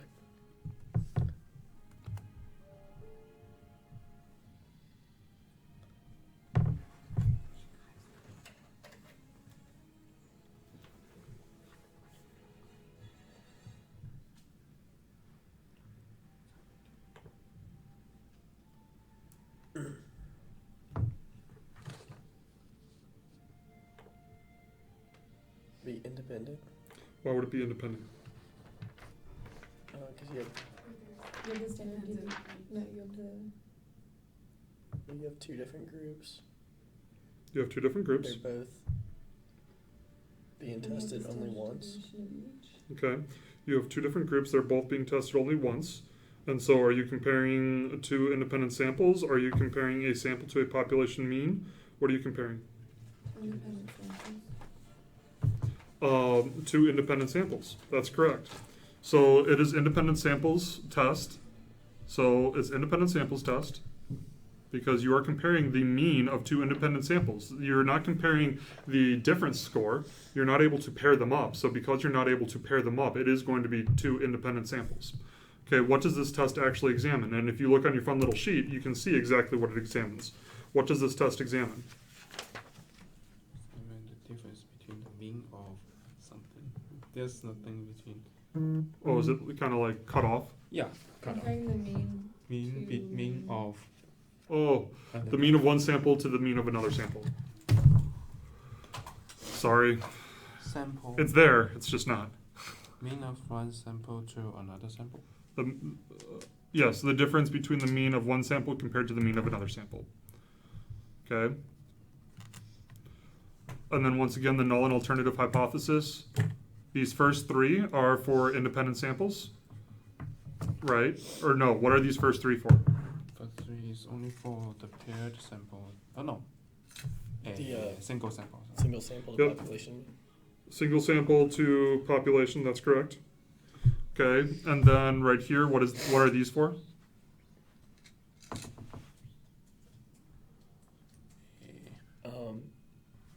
The chi-square. Nope, No. nope. No difference. So what type of test uses these two hypotheses, those two types of hypotheses? Independent sample. Independent samples. Okay, do you guys notice right under independent samples it says this is how you write these hypotheses. Okay. And then right below that we have the mu sub d is less than or equal to 0. That's paired sample. And then this right here is chi-squared. Okay, so which one is it? It's going to be one of these two, right? Because we're doing an independent samples t-test, right? So is it a two-tail or is it a one-tail lower? Is it a two-tail? Mm-hmm. Okay, because do we say that it's different? Yes. Okay. Yes. So it's a two-tail. What's the probability of saying that Chicago is different from Houston, but it really isn't? 5%? Is that what you're saying? We come up here and there's a 5% chance that, yep. So that's the same as type 1 error, so on and so forth. What is the test statistic? T. And we know that because it says T right there. Okay. And also, if you read the entire question, you could figure that out too. What's the critical value? So it is a two-tail. So let's go to the T-chart. It is a two-tail, right? Two-tail. With what's the degrees of freedom? 166 is equal to Because it says degrees of freedom right there, so 166. 1.654. So, oh, I don't see it. There's only 160 and 180. What should I do? The lower one. The lower one.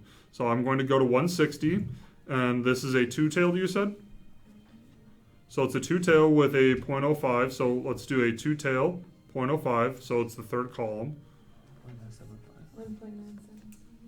1.975. Okay, 1.975. So is it positive, is it negative, or is it plus or minus? Plus or minus because it's a two-tail. Okay, and then what's the calculated value of the test statistic? Right, you just come right up here, and you'll see 0.506. 0.506. What's the probability of observing a sample value as extreme as or more extreme than the value observed given that the null hypothesis is true? Right, you just come and find the p-value of the two-tailed test, which is 0.6136. 0.6136.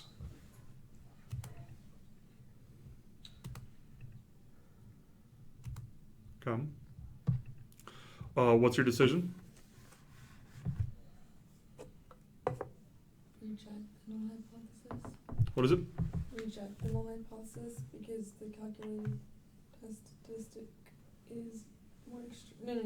Fail to reject. It's less extreme. No. Just kidding, the first one. So is the calculated test statistic more extreme, or is the critical test statistic more extreme? Critical. Critical is more extreme. Okay. So if the critical is more extreme, then we are going to fail to reject. Okay, so we're going to fail to reject the null hypothesis because the calculated test statistic is less extreme than the critical value. Okay, what would you say about what can be interpreted? Once again, look at everything. Okay, from the sample of 84 Chicago and 84 Houston residents, the average difference of 1,787 is not large enough to indicate that there's a difference in average salary in Chicago residents compared to Houston. From the present data, neither one of the two locations is more preferable. Okay, is all that information correct? What do you guys think? Yes. What about the other ones? This one says that there's strong evidence that there is a difference. And this one also says that there's strong evidence that there's a difference. And then this one right here says there's not enough information to be able to make an informed decision. What do you guys think? That's A. A would be correct. But I think all of the T are wrong. yeah. It should be 0.506. not 0.056. 0.506. You are correct. That's just a typo. Yeah, just a typo. I'll fix it. So put A. And I'll fix it. I never make mistakes.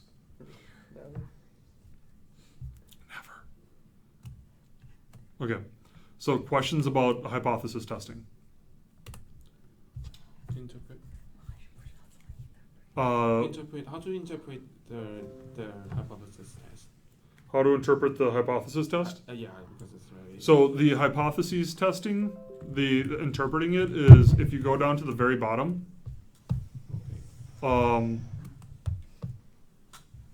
These are the interpretations. So this is an interpretation, and this is the interpretation. So basically, what you're saying is, do we have enough evidence to reject the null hypothesis? Do we have enough evidence to be able to say that there is no difference? Or sorry, do we have enough evidence to say that there is a difference? So when are we using the moderate? So you can use the terms, moderate, strong, extremely strong. You can use those terms to describe, based on the p-value. That's okay. Okay. Do you have the value for the moderate or extreme? Those are kind of relative, but it's on the PowerPoint. If you download the PowerPoint on p-values, it's all on there. But it's, like I said, it's kind of relative, so don't necessarily, adhere to that perfectly. P-value PowerPoint. Let's see here. Let's do this. File. Is that the one you show us in class? Yes. Oh. So right here, if we fail to reject the null, we do not have enough evidence. If we reject the null and we have a p-value of the following of 0.1, we have some evidence, strong evidence, very strong, or extremely strong. Okay, or sometimes I'll put in here, I'll put or moderate. Okay, we have some or moderate evidence. Okay. Top of the morning to you. Top of the morning to you too. I've got some good news for you. What? Number one, we're not going to probably go through everything again, but I have everything recorded. So, Wow. Am I being recorded right now? that you are. Is that exciting? That is. But don't worry, nobody actually wants to watch this. So the only people that are watching it are people in our class, and then as soon as we're done with the test, I'll probably take it down. All right. If you're okay with it. Yeah. Okay. So far it's been an hour and a half. Okay, questions about this? You guys good with that? Okay. Do you guys want to go over the beginning of it? Yes. Can we go over 16 and 17 when you get a chance? 16 and 17. Sure. So,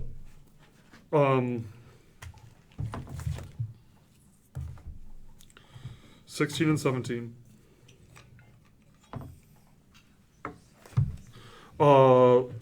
A random sample of 42 college grads revealed that they worked an average of 5.5 years on the job before being promoted.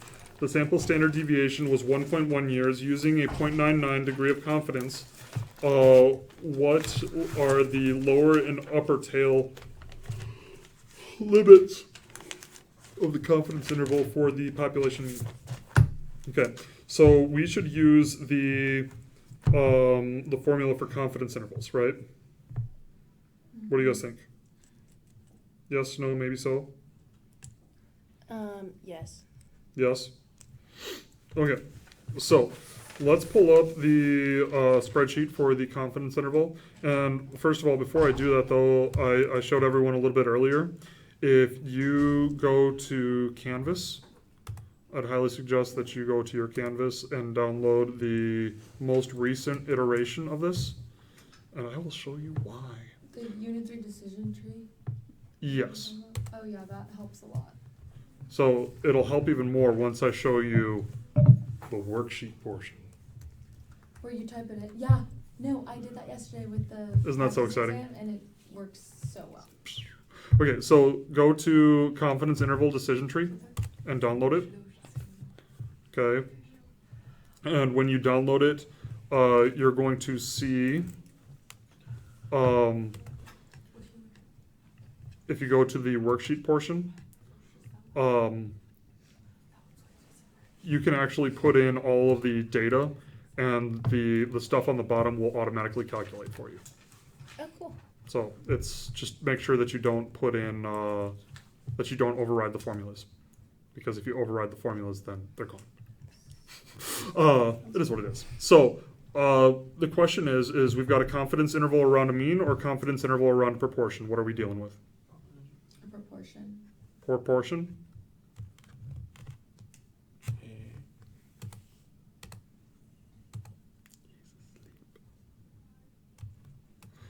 Okay. I didn't even know. Yeah. Okay, so we're on question, what question are we on? 16. Okay. We are around a population mean. You see how it says interval for the population mean?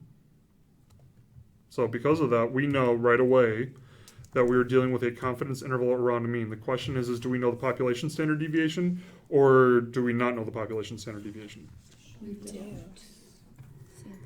We only have a sample. We only have a sample standard deviation, so we're going to go to with standard deviation unknown. Standard deviation unknown.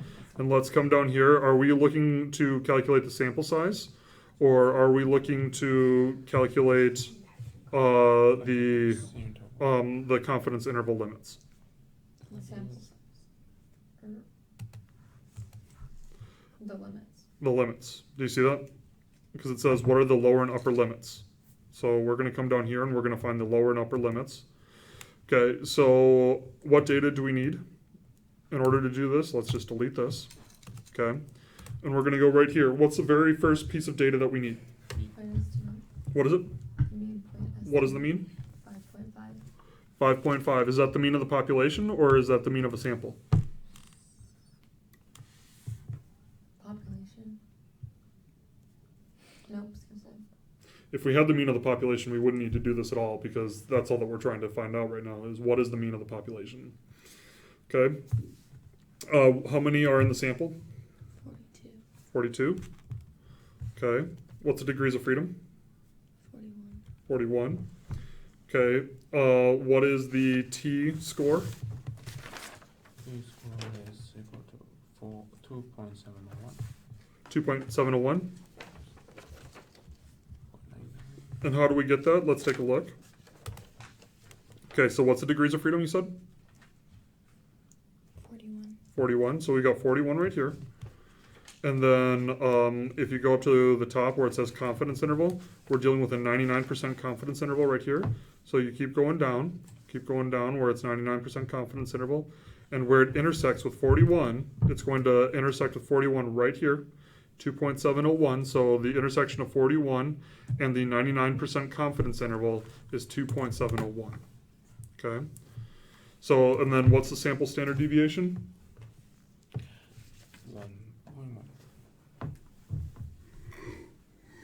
1.1. And then what is the standard error? In other words, the standard deviation divided by the square root of n. E.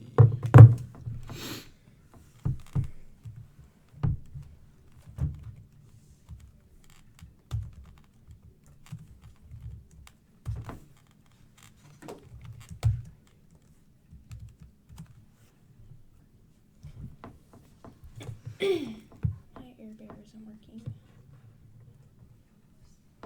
It happens.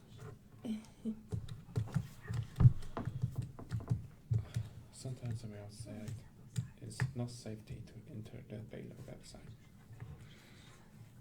Okay, so the standard error is 0.1697, which gives you then, you multiply the standard error by the t-score, which gives you the margin of error.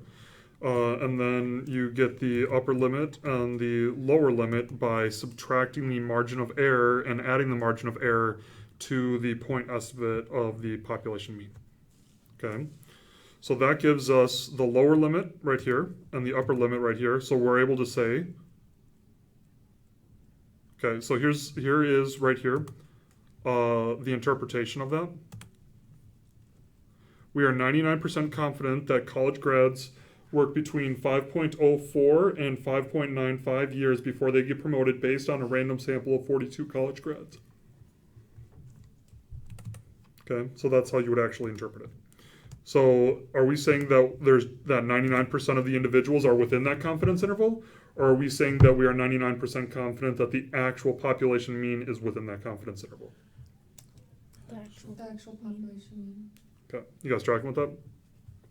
Nifty, splendiferous, awesome, wonderful.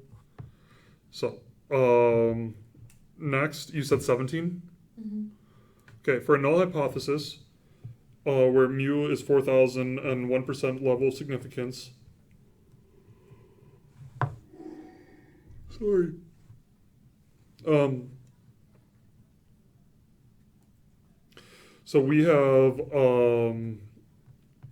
1% level of significance and a z statistic of 6.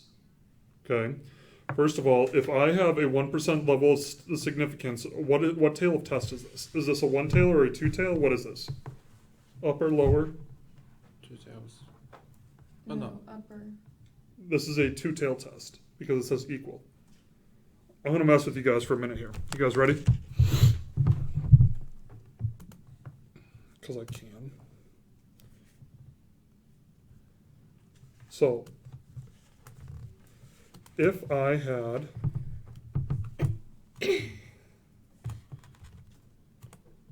mu is less than 4,000 and the z-score equals 6.0. Okay.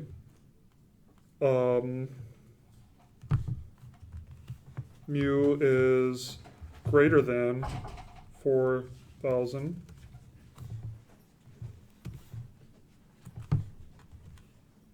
We've got z equals 6.0, and then we also have mu is equal to 4,000.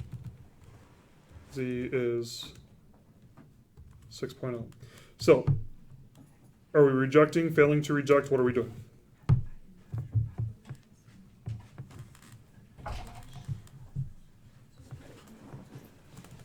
Sorry, this should be less than or equal to, you guys tracking with me? Less than or equal to, or greater than or equal to. What do you guys think? Should I reject it or fail to reject? Reject.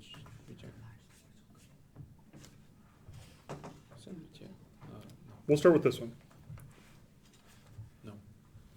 This is the one that's right here. Are we rejecting the null hypothesis or failing to reject the null hypothesis? I'm going to zoom in a little bit.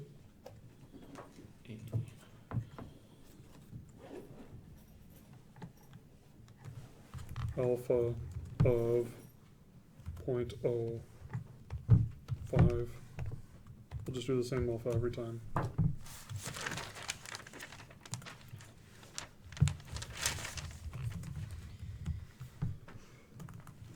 There's a very specific reason why I'm doing this.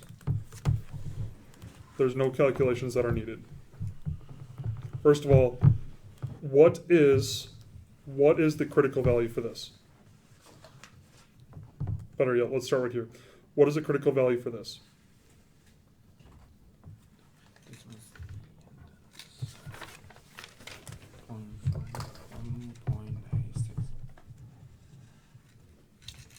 1.96, you said?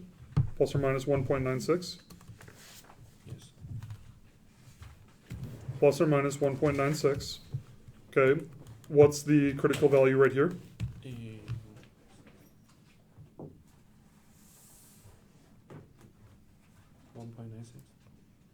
1.96.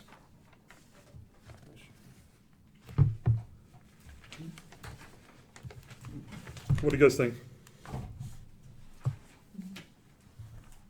This was Would it be 1.645? Wouldn't it be the same? 1.645? 1.645. 1.645?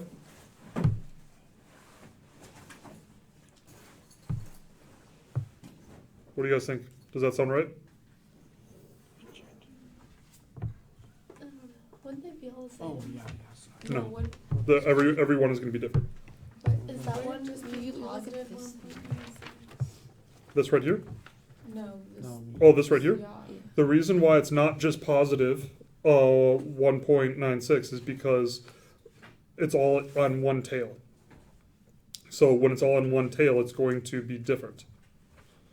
Okay, so but this one right here is actually going to be negative 1.645 because these are all the null hypotheses.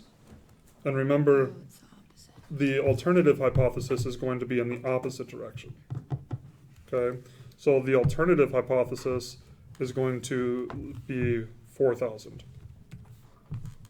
This is going to be the alternative,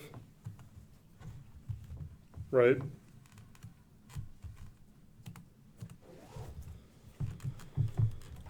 And this is going to be the alternative. Okay, so we've got negative 1.645, and what do we got here?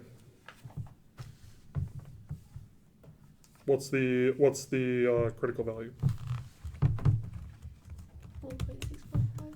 Positive 1.645.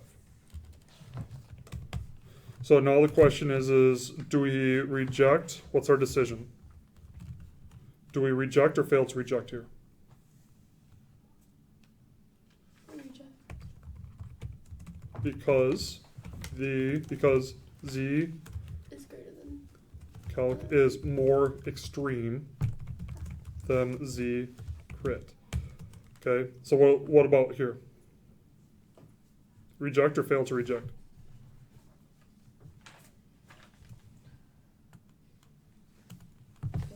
reject? Fail to reject, why? Is it because C calc is less extreme?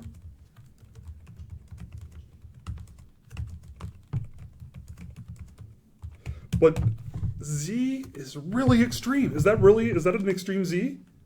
That is an extreme Z, but it's still technically less extreme than the critical value. Why is it less extreme than the critical value?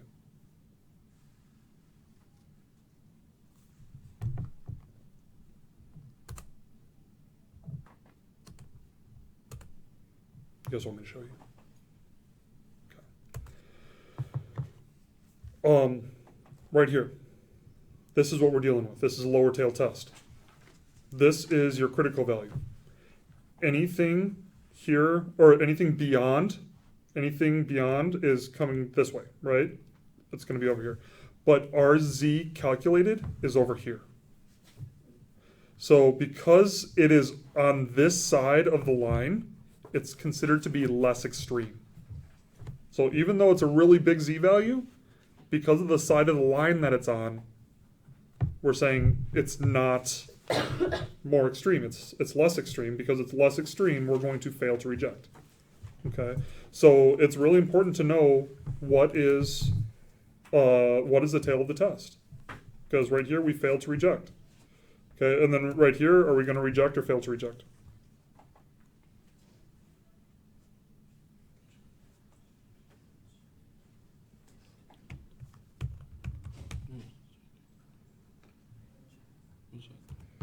Because Z is more extreme than 1.96, right?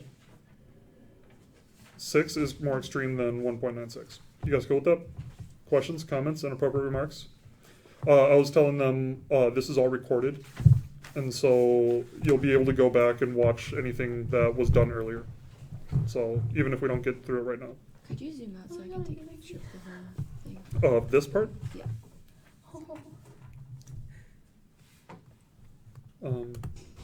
Is that what you wanted? There we go. Okay, so I'm still not really understanding the middle one. The middle one? How do you... Why we fail to reject? Okay, so let me give you a really good example. It's okay, buddy. Is he sick?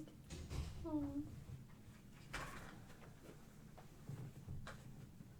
Is that better? Sorry. All right, so let me give you an example.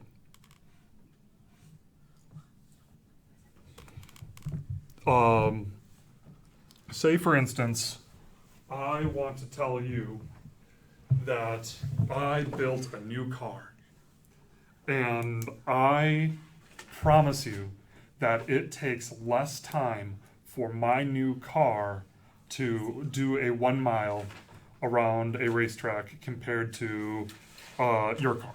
Okay. Okay? And so I'm going to prove to you my hypothesis, my alternative hypothesis is that my new car takes less time than your car. Okay? So I race around it. Not only does it not take less time, it actually took me a lot more time. So my alternative hypothesis was not true. Conversely, the very opposite was true, and so I wasn't able to prove that it took less time. So even though it was an extreme Z value, it doesn't demonstrate the alternative hypothesis. And that's what we're testing. We're testing, does it demonstrate the alternative hypothesis? And it doesn't. Okay. Does that help? Yes. Are you guys tracking with what I said? So that's why even if you have a really big Z value, just because you have a really big Z value does not mean that you reject the null hypothesis. You've got to make sure that that Z value is more extreme than the other. Okay? So, next. Let's start at the beginning. Sound good? Yeah. We're going to start at 2. Okay. And we're going to try to breeze through these as fast as we can because I just don't know how much longer he's got. So, but like I said, it's all recorded, so if you guys want to go back through, we've been here for an hour and 50 minutes. So, yeah. So, when testing the safety of cars using crash tests, a sample of 1 or 2 cars. In the following examples, what is the best reason for sampling instead of studying the whole population? Okay. Why would, right here, these are the possible choices. Why would I want to sample instead of looking at the entire population? Destroy all the cars. Right, it would destroy all the cars. Okay, sampling the entire population would destroy the entire population. Next, when distributing a survey to a sample representing all the students in America, why would I want to do a sample instead of all the students in America? What's the best answer here? Too expensive. It's too expensive. It's very expensive. Okay. Is there anything about time in there? I don't care about the amount of time. And I really didn't say anything about cost in there, but one big reason why you wouldn't want to do that, probably the best reason out of that list, is that it's too expensive. Okay, when obtaining voting data that needs to be accurate every day before a presidential election, what's the best reason to sample instead of look at the entire population? Too much time. Yeah, it takes too much time. Sampling, and let's see here. That's the last one. Last one, too much time, right? If you need a new sample every day, you can't sample the entire population. You need to keep moving. Okay, kind of like what we're doing right now. So, when all the items in a population have an equal chance of being selected the same, what type of sampling method is that? What is it? Simple random sampling? Yeah, you just have a massive group and you're like, I'm just going to randomly pick 20 people. Simple random sampling.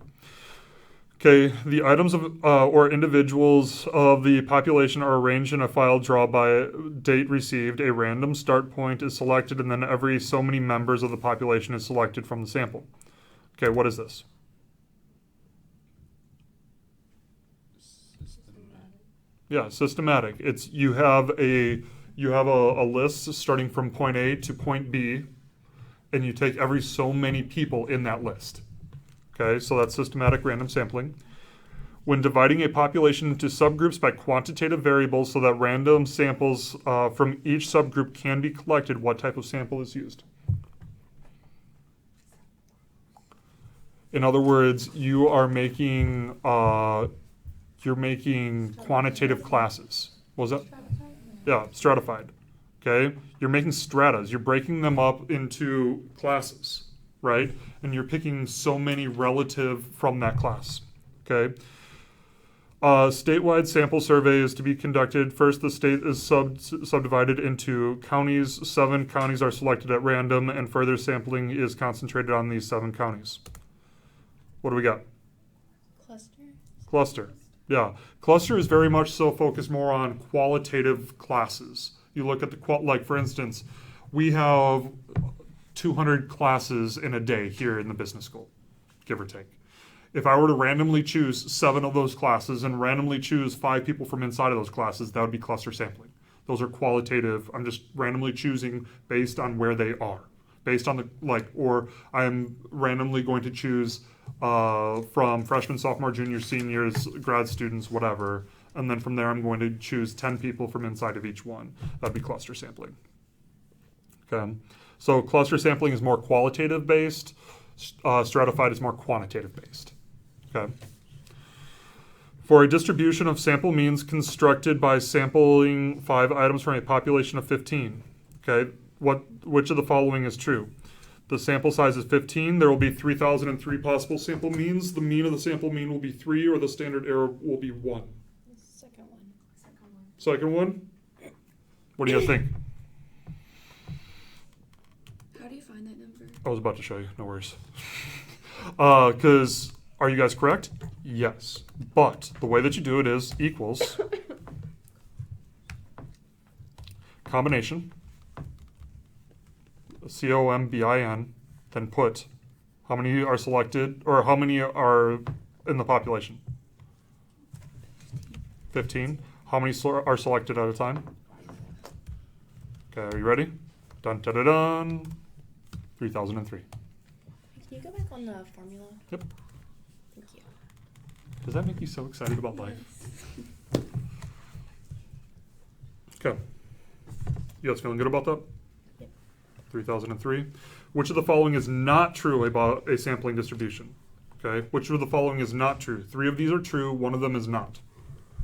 Okay. I should put that there. 3 of these are true, 1 of them is not. It really would actually help.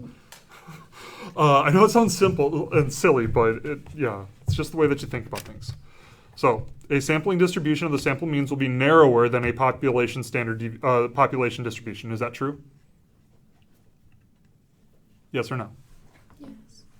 Okay. Yeah. As you have a sampling distribution, the outliers get left off more and more and more, and the larger the sample gets, the narrower the sampling distribution gets. Okay. So the first one is true. A sampling distribution of the sample means tends to be more skewed than the population distribution. Is that true? What do you guys think? So think about it. A sampling distribution of the sample means, so as you get rid of the outliers, as you get rid of all the uniqueness of each of the individual observations, as you get rid of all the uniqueness of the data, and you make them into into a sampling distribution of sample means, does that become more skewed, or does it become more normal? More normal. So this one is the answer that is wrong, but correct. Like, it's the correct answer for the question because it's wrong. It's really messed up. But the other ones are true, right? A population distribution will be made up of less data points than a sampling distribution of the sample means. For instance, tell me right now, tell me, if I have a population distribution, how many data points will that population distribution be made up of? 15. 15, correct. If I have a sampling distribution of the sample means, how many data points will the sampling distribution of the sample means be if I have samples of 5 at a time?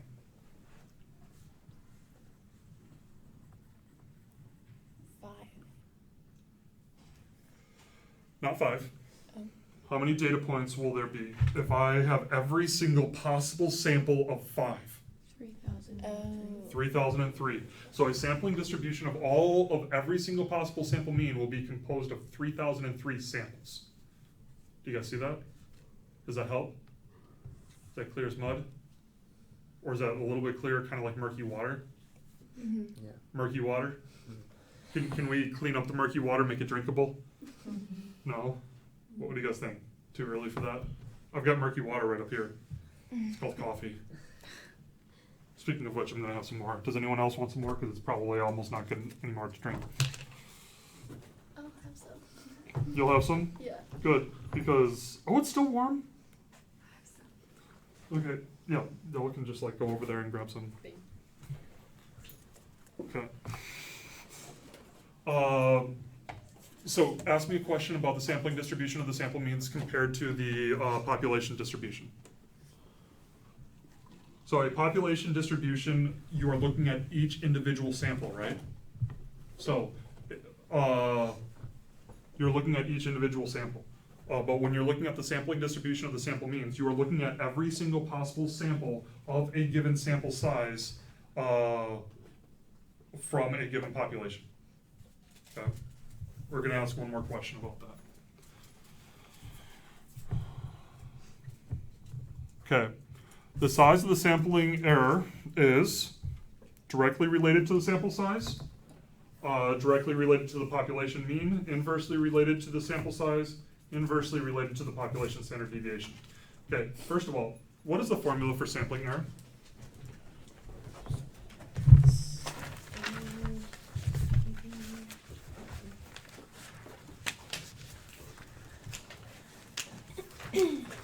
Or sorry, the size of sampling error.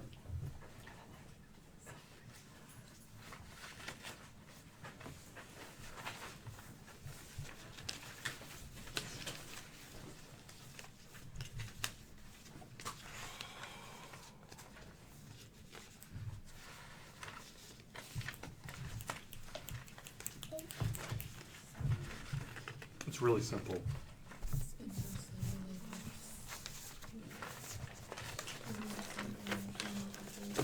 of the sample minus the mean of the population. Okay? X bar minus mu. Okay? So X bar minus mu. What is the X bar minus mu? So we've got that right there, and so we know that as sample sizes increase, are the means of the sample going to get closer to the actual population mean, or are the means of the sample going to get further away from the population mean? Closer. Okay, so the size of the sampling error is directly related to the sample size, directly related to the population mean, inversely related to the sample size, or inversely related to the population standard deviation. Inversely related to the sample size. So as the sample size goes up, the sampling error goes down. Okay, and Grayson, everything's recorded, so I'll put it up on YouTube right after this, and you'll be able to go. Thank you. So the answer is C, inversely related to the sample size, because we're probably going to go through like just a few more questions. And, okay, and there's still some coffee. Okay. Thank you. Just Starbucks. I mean, it's nothing great or anything. I didn't fly up to Wisconsin to get good coffee. Oh gosh. Am I a little biased? Do you know why there's better coffee in Wisconsin? Why? Because it's so cold that we drink it so much that it's like, hey, if we're gonna drink it this much, we gotta have good coffee. Sorry, my son's down there too. He's not feeling too great, so he's just chilling with us. Is it Sammy? Joey. Okay. Sammy's my friend. We like Sammy and Joey and a little baby sister. So, little baby sister, we don't know her name yet. Well, I do, and my wife does, but we're not telling anyone. We won't tell you. Will we eventually know? Will you eventually tell us? Should I put it out on the group me? Yes. Yeah. See, here's what's going to happen is the moment that you guys are all done with the class, 20% of you are going to leave the group me. And then you're going to be like, I'm done with this class. And then all the rest of you are going to be like, oh, I'm just not going to do anything with it. And then all of a sudden I'm going to blow it up and be like, baby pictures, baby pictures, baby pictures. And then you guys are going to be like, love, love, love, love, love, love. And then I'm going to be like, you guys should stop by. We'll hang out, have some coffee from Wisconsin. So which of the following is not true about large sample size, how large sample sizes need to be in a sampling distribution before the sampling distribution begins to follow a normal distribution? So this is really important on one of the pages in your textbook, which I don't know where my textbook is. It might be over here. I don't have it. Not a big deal. But in chapter 8, it basically goes over as the sample sizes increase, the data starts to behave more normally, right? So if you have really skewed data, really bad looking data, you need a sample size of at least 30. You need a sample size of at least 30 before it starts to behave normally, okay? If you have data that's kind of skewed, kind of not too bad, you're gonna need somewhere between like 10 to 20-ish. And as your sample sizes get bigger, it starts to become more normal. So what we're talking about here is a sampling distribution, right? You make a sampling distribution. One of the big reasons why you're making a sampling distribution is to make the data behave more normally. That's one of the reasons. And so if you have data that's already normal, how large does your sample need to be before your normal data starts to behave normally? What do you guys think? If your population data is already normal, how large does your sample size need to be for your sampling distribution to behave normally? It's kind of a trick question. What was that? It's already normal. It's already normal. So 1. Yeah. Sample size just need to be 1.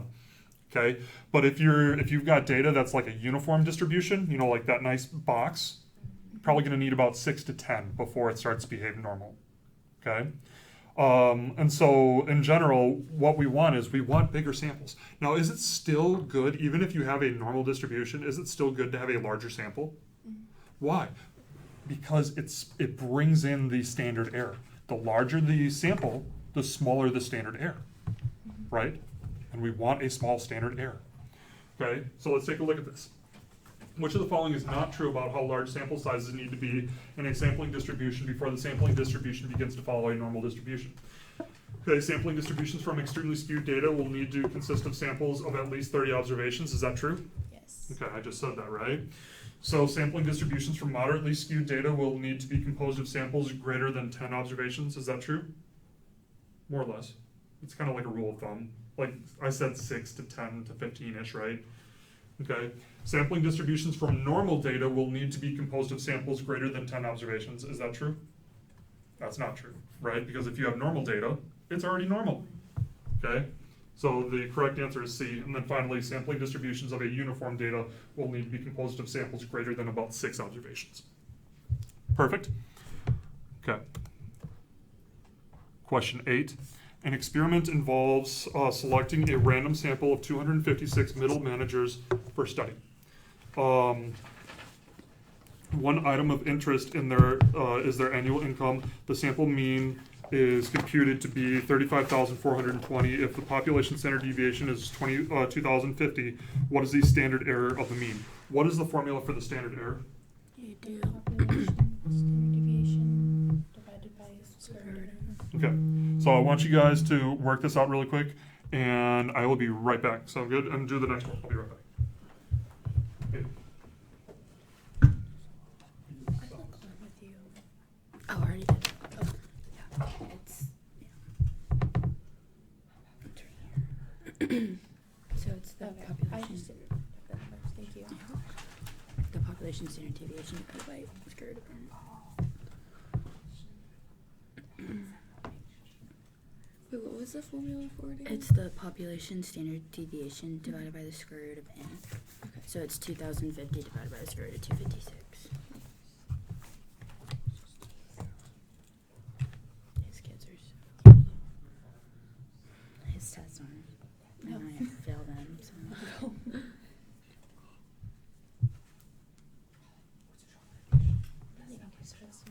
Do you know if he has the right scale for the final in? The grading scale?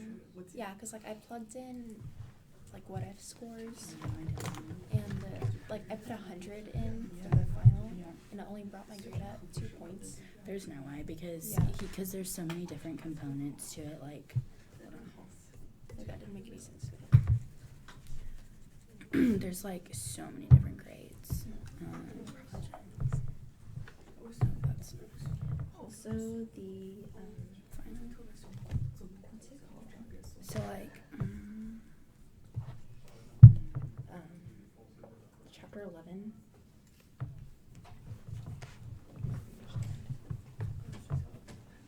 see, because it's like this is 10, Let this me- is let me 6, call this is you 20, and this is leave it open. 45,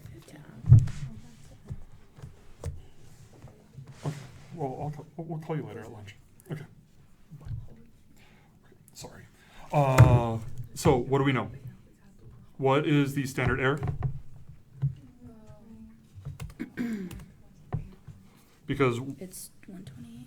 128, so because it's 2,050, right? Divided by what? The square root of n, which is 256. Divided by square root of 256. 256. Yes. So that's going to give us 128.125, right? So if the standard deviation is smaller, then the standard error is going to get smaller, right?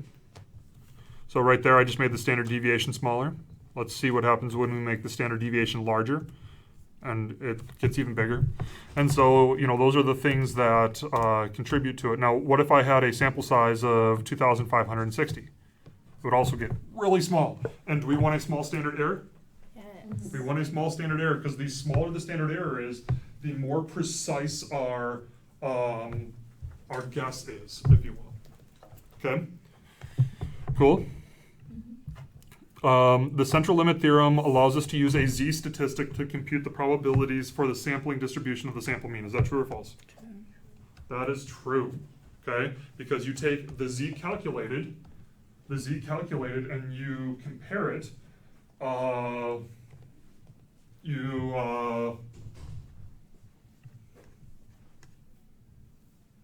probabilities for the sampling distribution of the sample mean. So the Z statistics, the confidence intervals, so on and so forth, those are all Z statistics, right? So when we say a 99% confidence interval, that's saying, we're finding the Z statistics, so on and so forth, and it allows us to be able to find the probabilities for sampling distributions. So that is true. Okay, we're going to go through question 10, and that'll be the last one that is not on, that we have not yet done. So all that to be said, every other question has been recorded. And so you guys can go back through it if you didn't get to it. And then I'll answer questions for however much time we have after that. The wildlife department has been feeding a special food to rainbow trout fingerlings in a pond. Based on a larger number of observations, the distribution of trout weights is normally distributed with a mean of 402.7 grams and a standard deviation of 8.8 grams. What is the probability that the mean weight for a sample of 40 trout exceeds 405 grams? All right, so let's take a minute, let's sit back, let's look, and let's say, what is this question actually asking us? What do you guys know? Is it asking for the Z-value? Okay. So what's the question? The very final question. What is the probability that the mean weight for a sample of 40 trout exceeds 405 grams? What is that asking for? Is that asking for a Z? What is it? P-value. The P-value. That's what it's asking for. Now, are we going to have to find the Z-value? Yes. You've got to get the Z-value, and once you find the Z-value, you find the P-value that's associated with the Z-value. Right? So, how do we get the Z-value? Let's look at the formula sheet. It's a math equation. It is a math equation. I know, by golly gee willikers. We got to do math.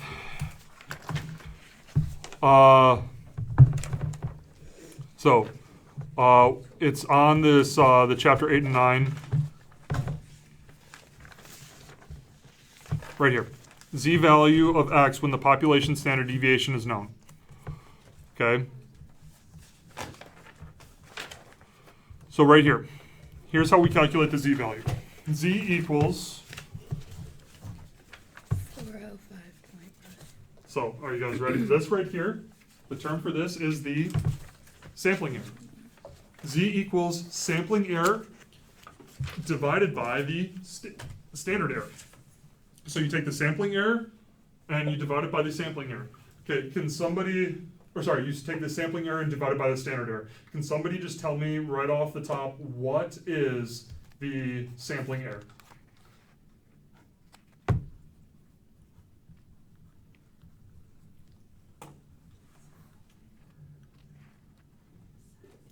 (405.5 minus 402.7). 2.8. 2.8. There we I go. didn't want to answer it wrong. You didn't want to answer it wrong. Yeah. I'm doing all right. So 2.8. Okay, 2.8. So let's put this into Excel. Okay, we've got 2.8 is the sampling error. Okay, standard error. So how do we calculate the standard error? Something minus the mean. Not exactly. So we have the yes, we've got the pop SD divided by square root of n. Okay. So what's the population standard deviation? 2.8. No. 1.3914. 1.3914? Is that what it says? Is it the whatever divided by the square root of? No, that's hold on. I don't know the terms for the numbers. That's where I'm losing it. A standard deviation of 8.8. You see this right here? It literally just gives it to you. Yeah. So we got a standard deviation of 8.8. Yeah. So we've got 8.8 divided by square root of 40. Oh, that's what the 1.3. Okay. So now what do we do from here? Divide those by each other. equals this one divided by this. And what does that give you? It gives you what's in here. It gives you a z value, or a z-score. So a z-score is great, but all that a z-score tells us is this is the z-score, this is the number of standard deviations that this sample is above the mean. Is that accurate? This is the that the number of standard deviations that this z-score is above the mean. So, like I said, great information, but what do we need to do in order to interpret that information? Go to a chart. Yeah, let's go to the z-value chart. So I'm going to go to the z-value chart. Oh, I don't have the z-value chart there. So the z-value chart, we find in the left-hand column, we find the negative z-score, because do we have a negative z-score or do we have a positive z-score? We have a positive z-score. Is it okay that we have a positive z-score and we've got this chart? Yes. Okay, it's okay, because all that this chart is saying is it's the probability of getting that value or more extreme. That value or more extreme. So we go down to negative 2.0, and so that's in the left-hand column, and then in the very top column you see the hundredths place, so negative 2.01, so negative 2.01 and it's 0.0222 is the p-value. Okay, what does that mean?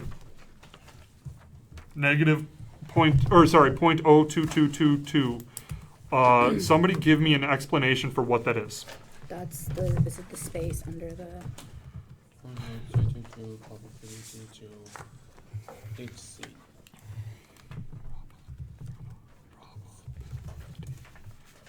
That the average weight of a sample of 40 trout exceeds 405.5 grams is 0.0222.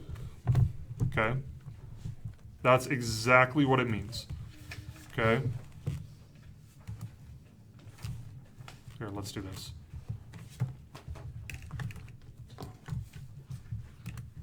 The probability that an average weight of a sample of 40 trout exceeds 405.5 grams is 0.0222. So that is how you would interpret the result that you got. Does that sound good? Okay, and then also in while I went through everything, I provided a written interpretation of everything that we did. Confidence intervals, everything. Okay.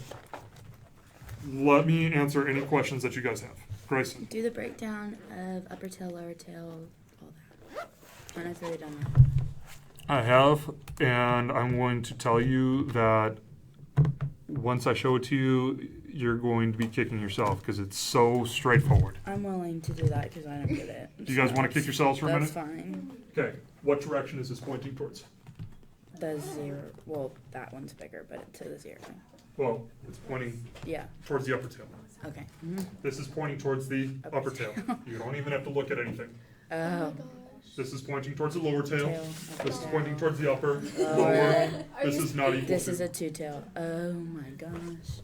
Is that straightforward? Yeah. Are you guys want to kick Why yourself? didn't you tell us that in class? No, okay. but I did this very intentionally to demonstrate how straightforward it is. There's one thing that's not straightforward. What's the one thing that's not straightforward? Chi-squared. Okay? Why is chi-squared not straightforward? Because it's way too straightforward. Why? Because there's only one tail. Every chi-squared test is always an upper tail. So when you have this, yes, it's not possible because Correct. it can't be one tail. It's only a two-tail. Okay. Wow. Chi-squared is always an upper tail. But this says two-tail. Yeah, that was a mistake. Oh, okay. I need to redo this anyways because you texted out. Yeah. Okay. It's one of those things where part of it might have been my fault. Part of it might have also just been that there was an error with Canvas. I don't know. I made this. Oh, I'm sorry. Whoa. Okay. What did we make? She made a thing. You made a thing? Was doing the And she's gonna email this to me too? Or- Yeah. I'm not done with it. I'll email it to you if you want me to. Sure, if you don't mind. I love seeing other people's work because then it helps me to do a better job with putting stuff together. If you want me to, I will, but I'm not done with it. Oh, let me finish answering Grayson's question. Grayson, That makes so much more these sense. are always, this one right here, when you see a null hypothesis or an alternative hypothesis, Yeah. you know, that you're like, hey, this is Isn't expected to be different your key? the proportion of, you're looking at frequency of observations. Okay, so, okay. Okay, frequency of observations, yes. Okay, yes, Tayson. I think I have a question about the examine between the upper tails and lower tails. I think this is one of But it's that simple. Excel things.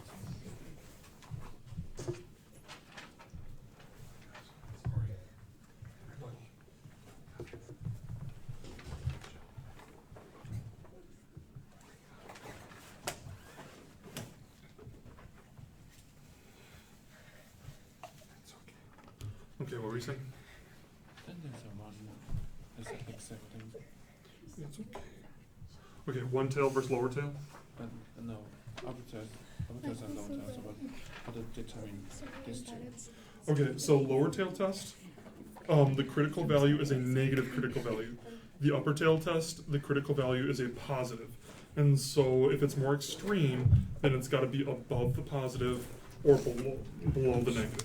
The last thing the Excel, one of the Excel things that I made. One of the Excel things that I made? Okay. I can do this.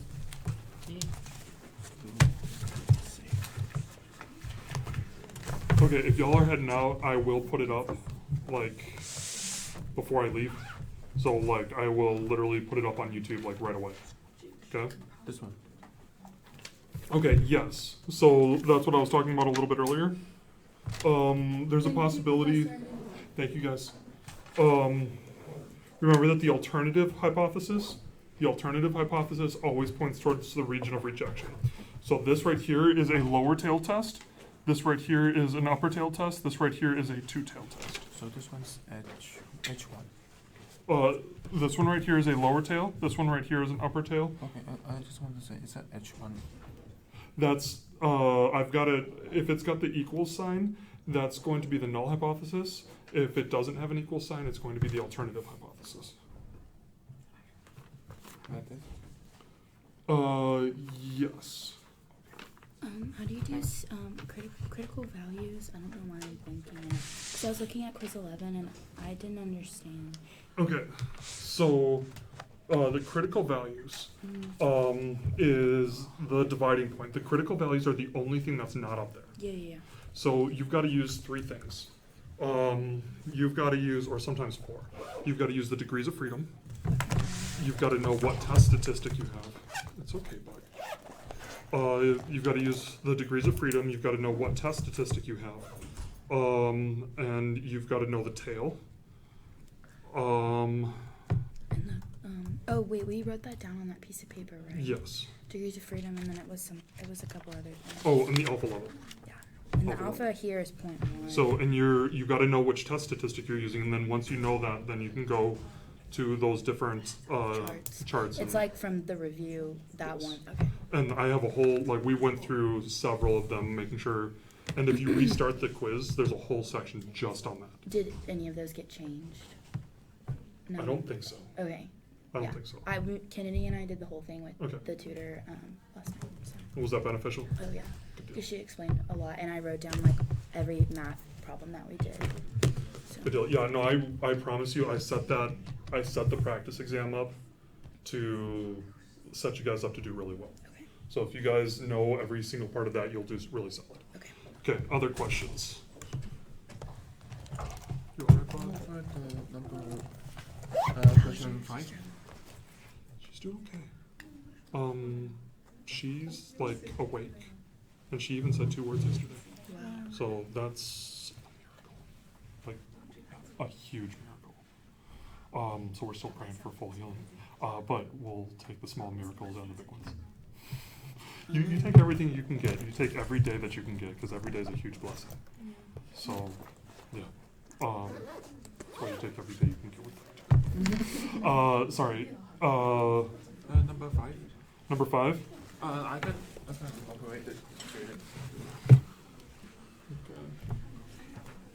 Thank you so much. Thank you. I appreciate you. You want to go lay back down, or you want Teddy to keep holding? You want Teddy to hold you? Okay. So there are three. Thank you, Megan. Okay, there are three that are correct and one that's incorrect. The only one that's incorrect is the sampling distribution of the sample means tends to be more skewed than the population. Oh, that's fine, it's not even on. The sampling distribution of the sample means tends to be more skewed. Sampling distributions are less skewed. Sampling distributions are like perfectly normal. So what's that? Yes. Why is it more narrow? So sampling distributions, the larger the sample that you get, the smaller the standard error gets, or the smaller the sampling error gets. So the larger the sample that you get, like when you make a sampling distribution of the sample means, it becomes more and more narrow and more compact and more compact. So if I have samples of 500, it's going to be really small. So, but it just makes it more and more narrow. I think I've got to pack up with little man and get him going. So I appreciate you guys. And send that to me when you get a chance. And because I love seeing everyone's work in that way. Because I try to do good work, but at the same time, I'm like, when you can see it from a different person's perspective, you're like, oh, I should have included this. Your YouTube channel, is this one? Awesome, thank you. Thank you guys. I appreciate y'all.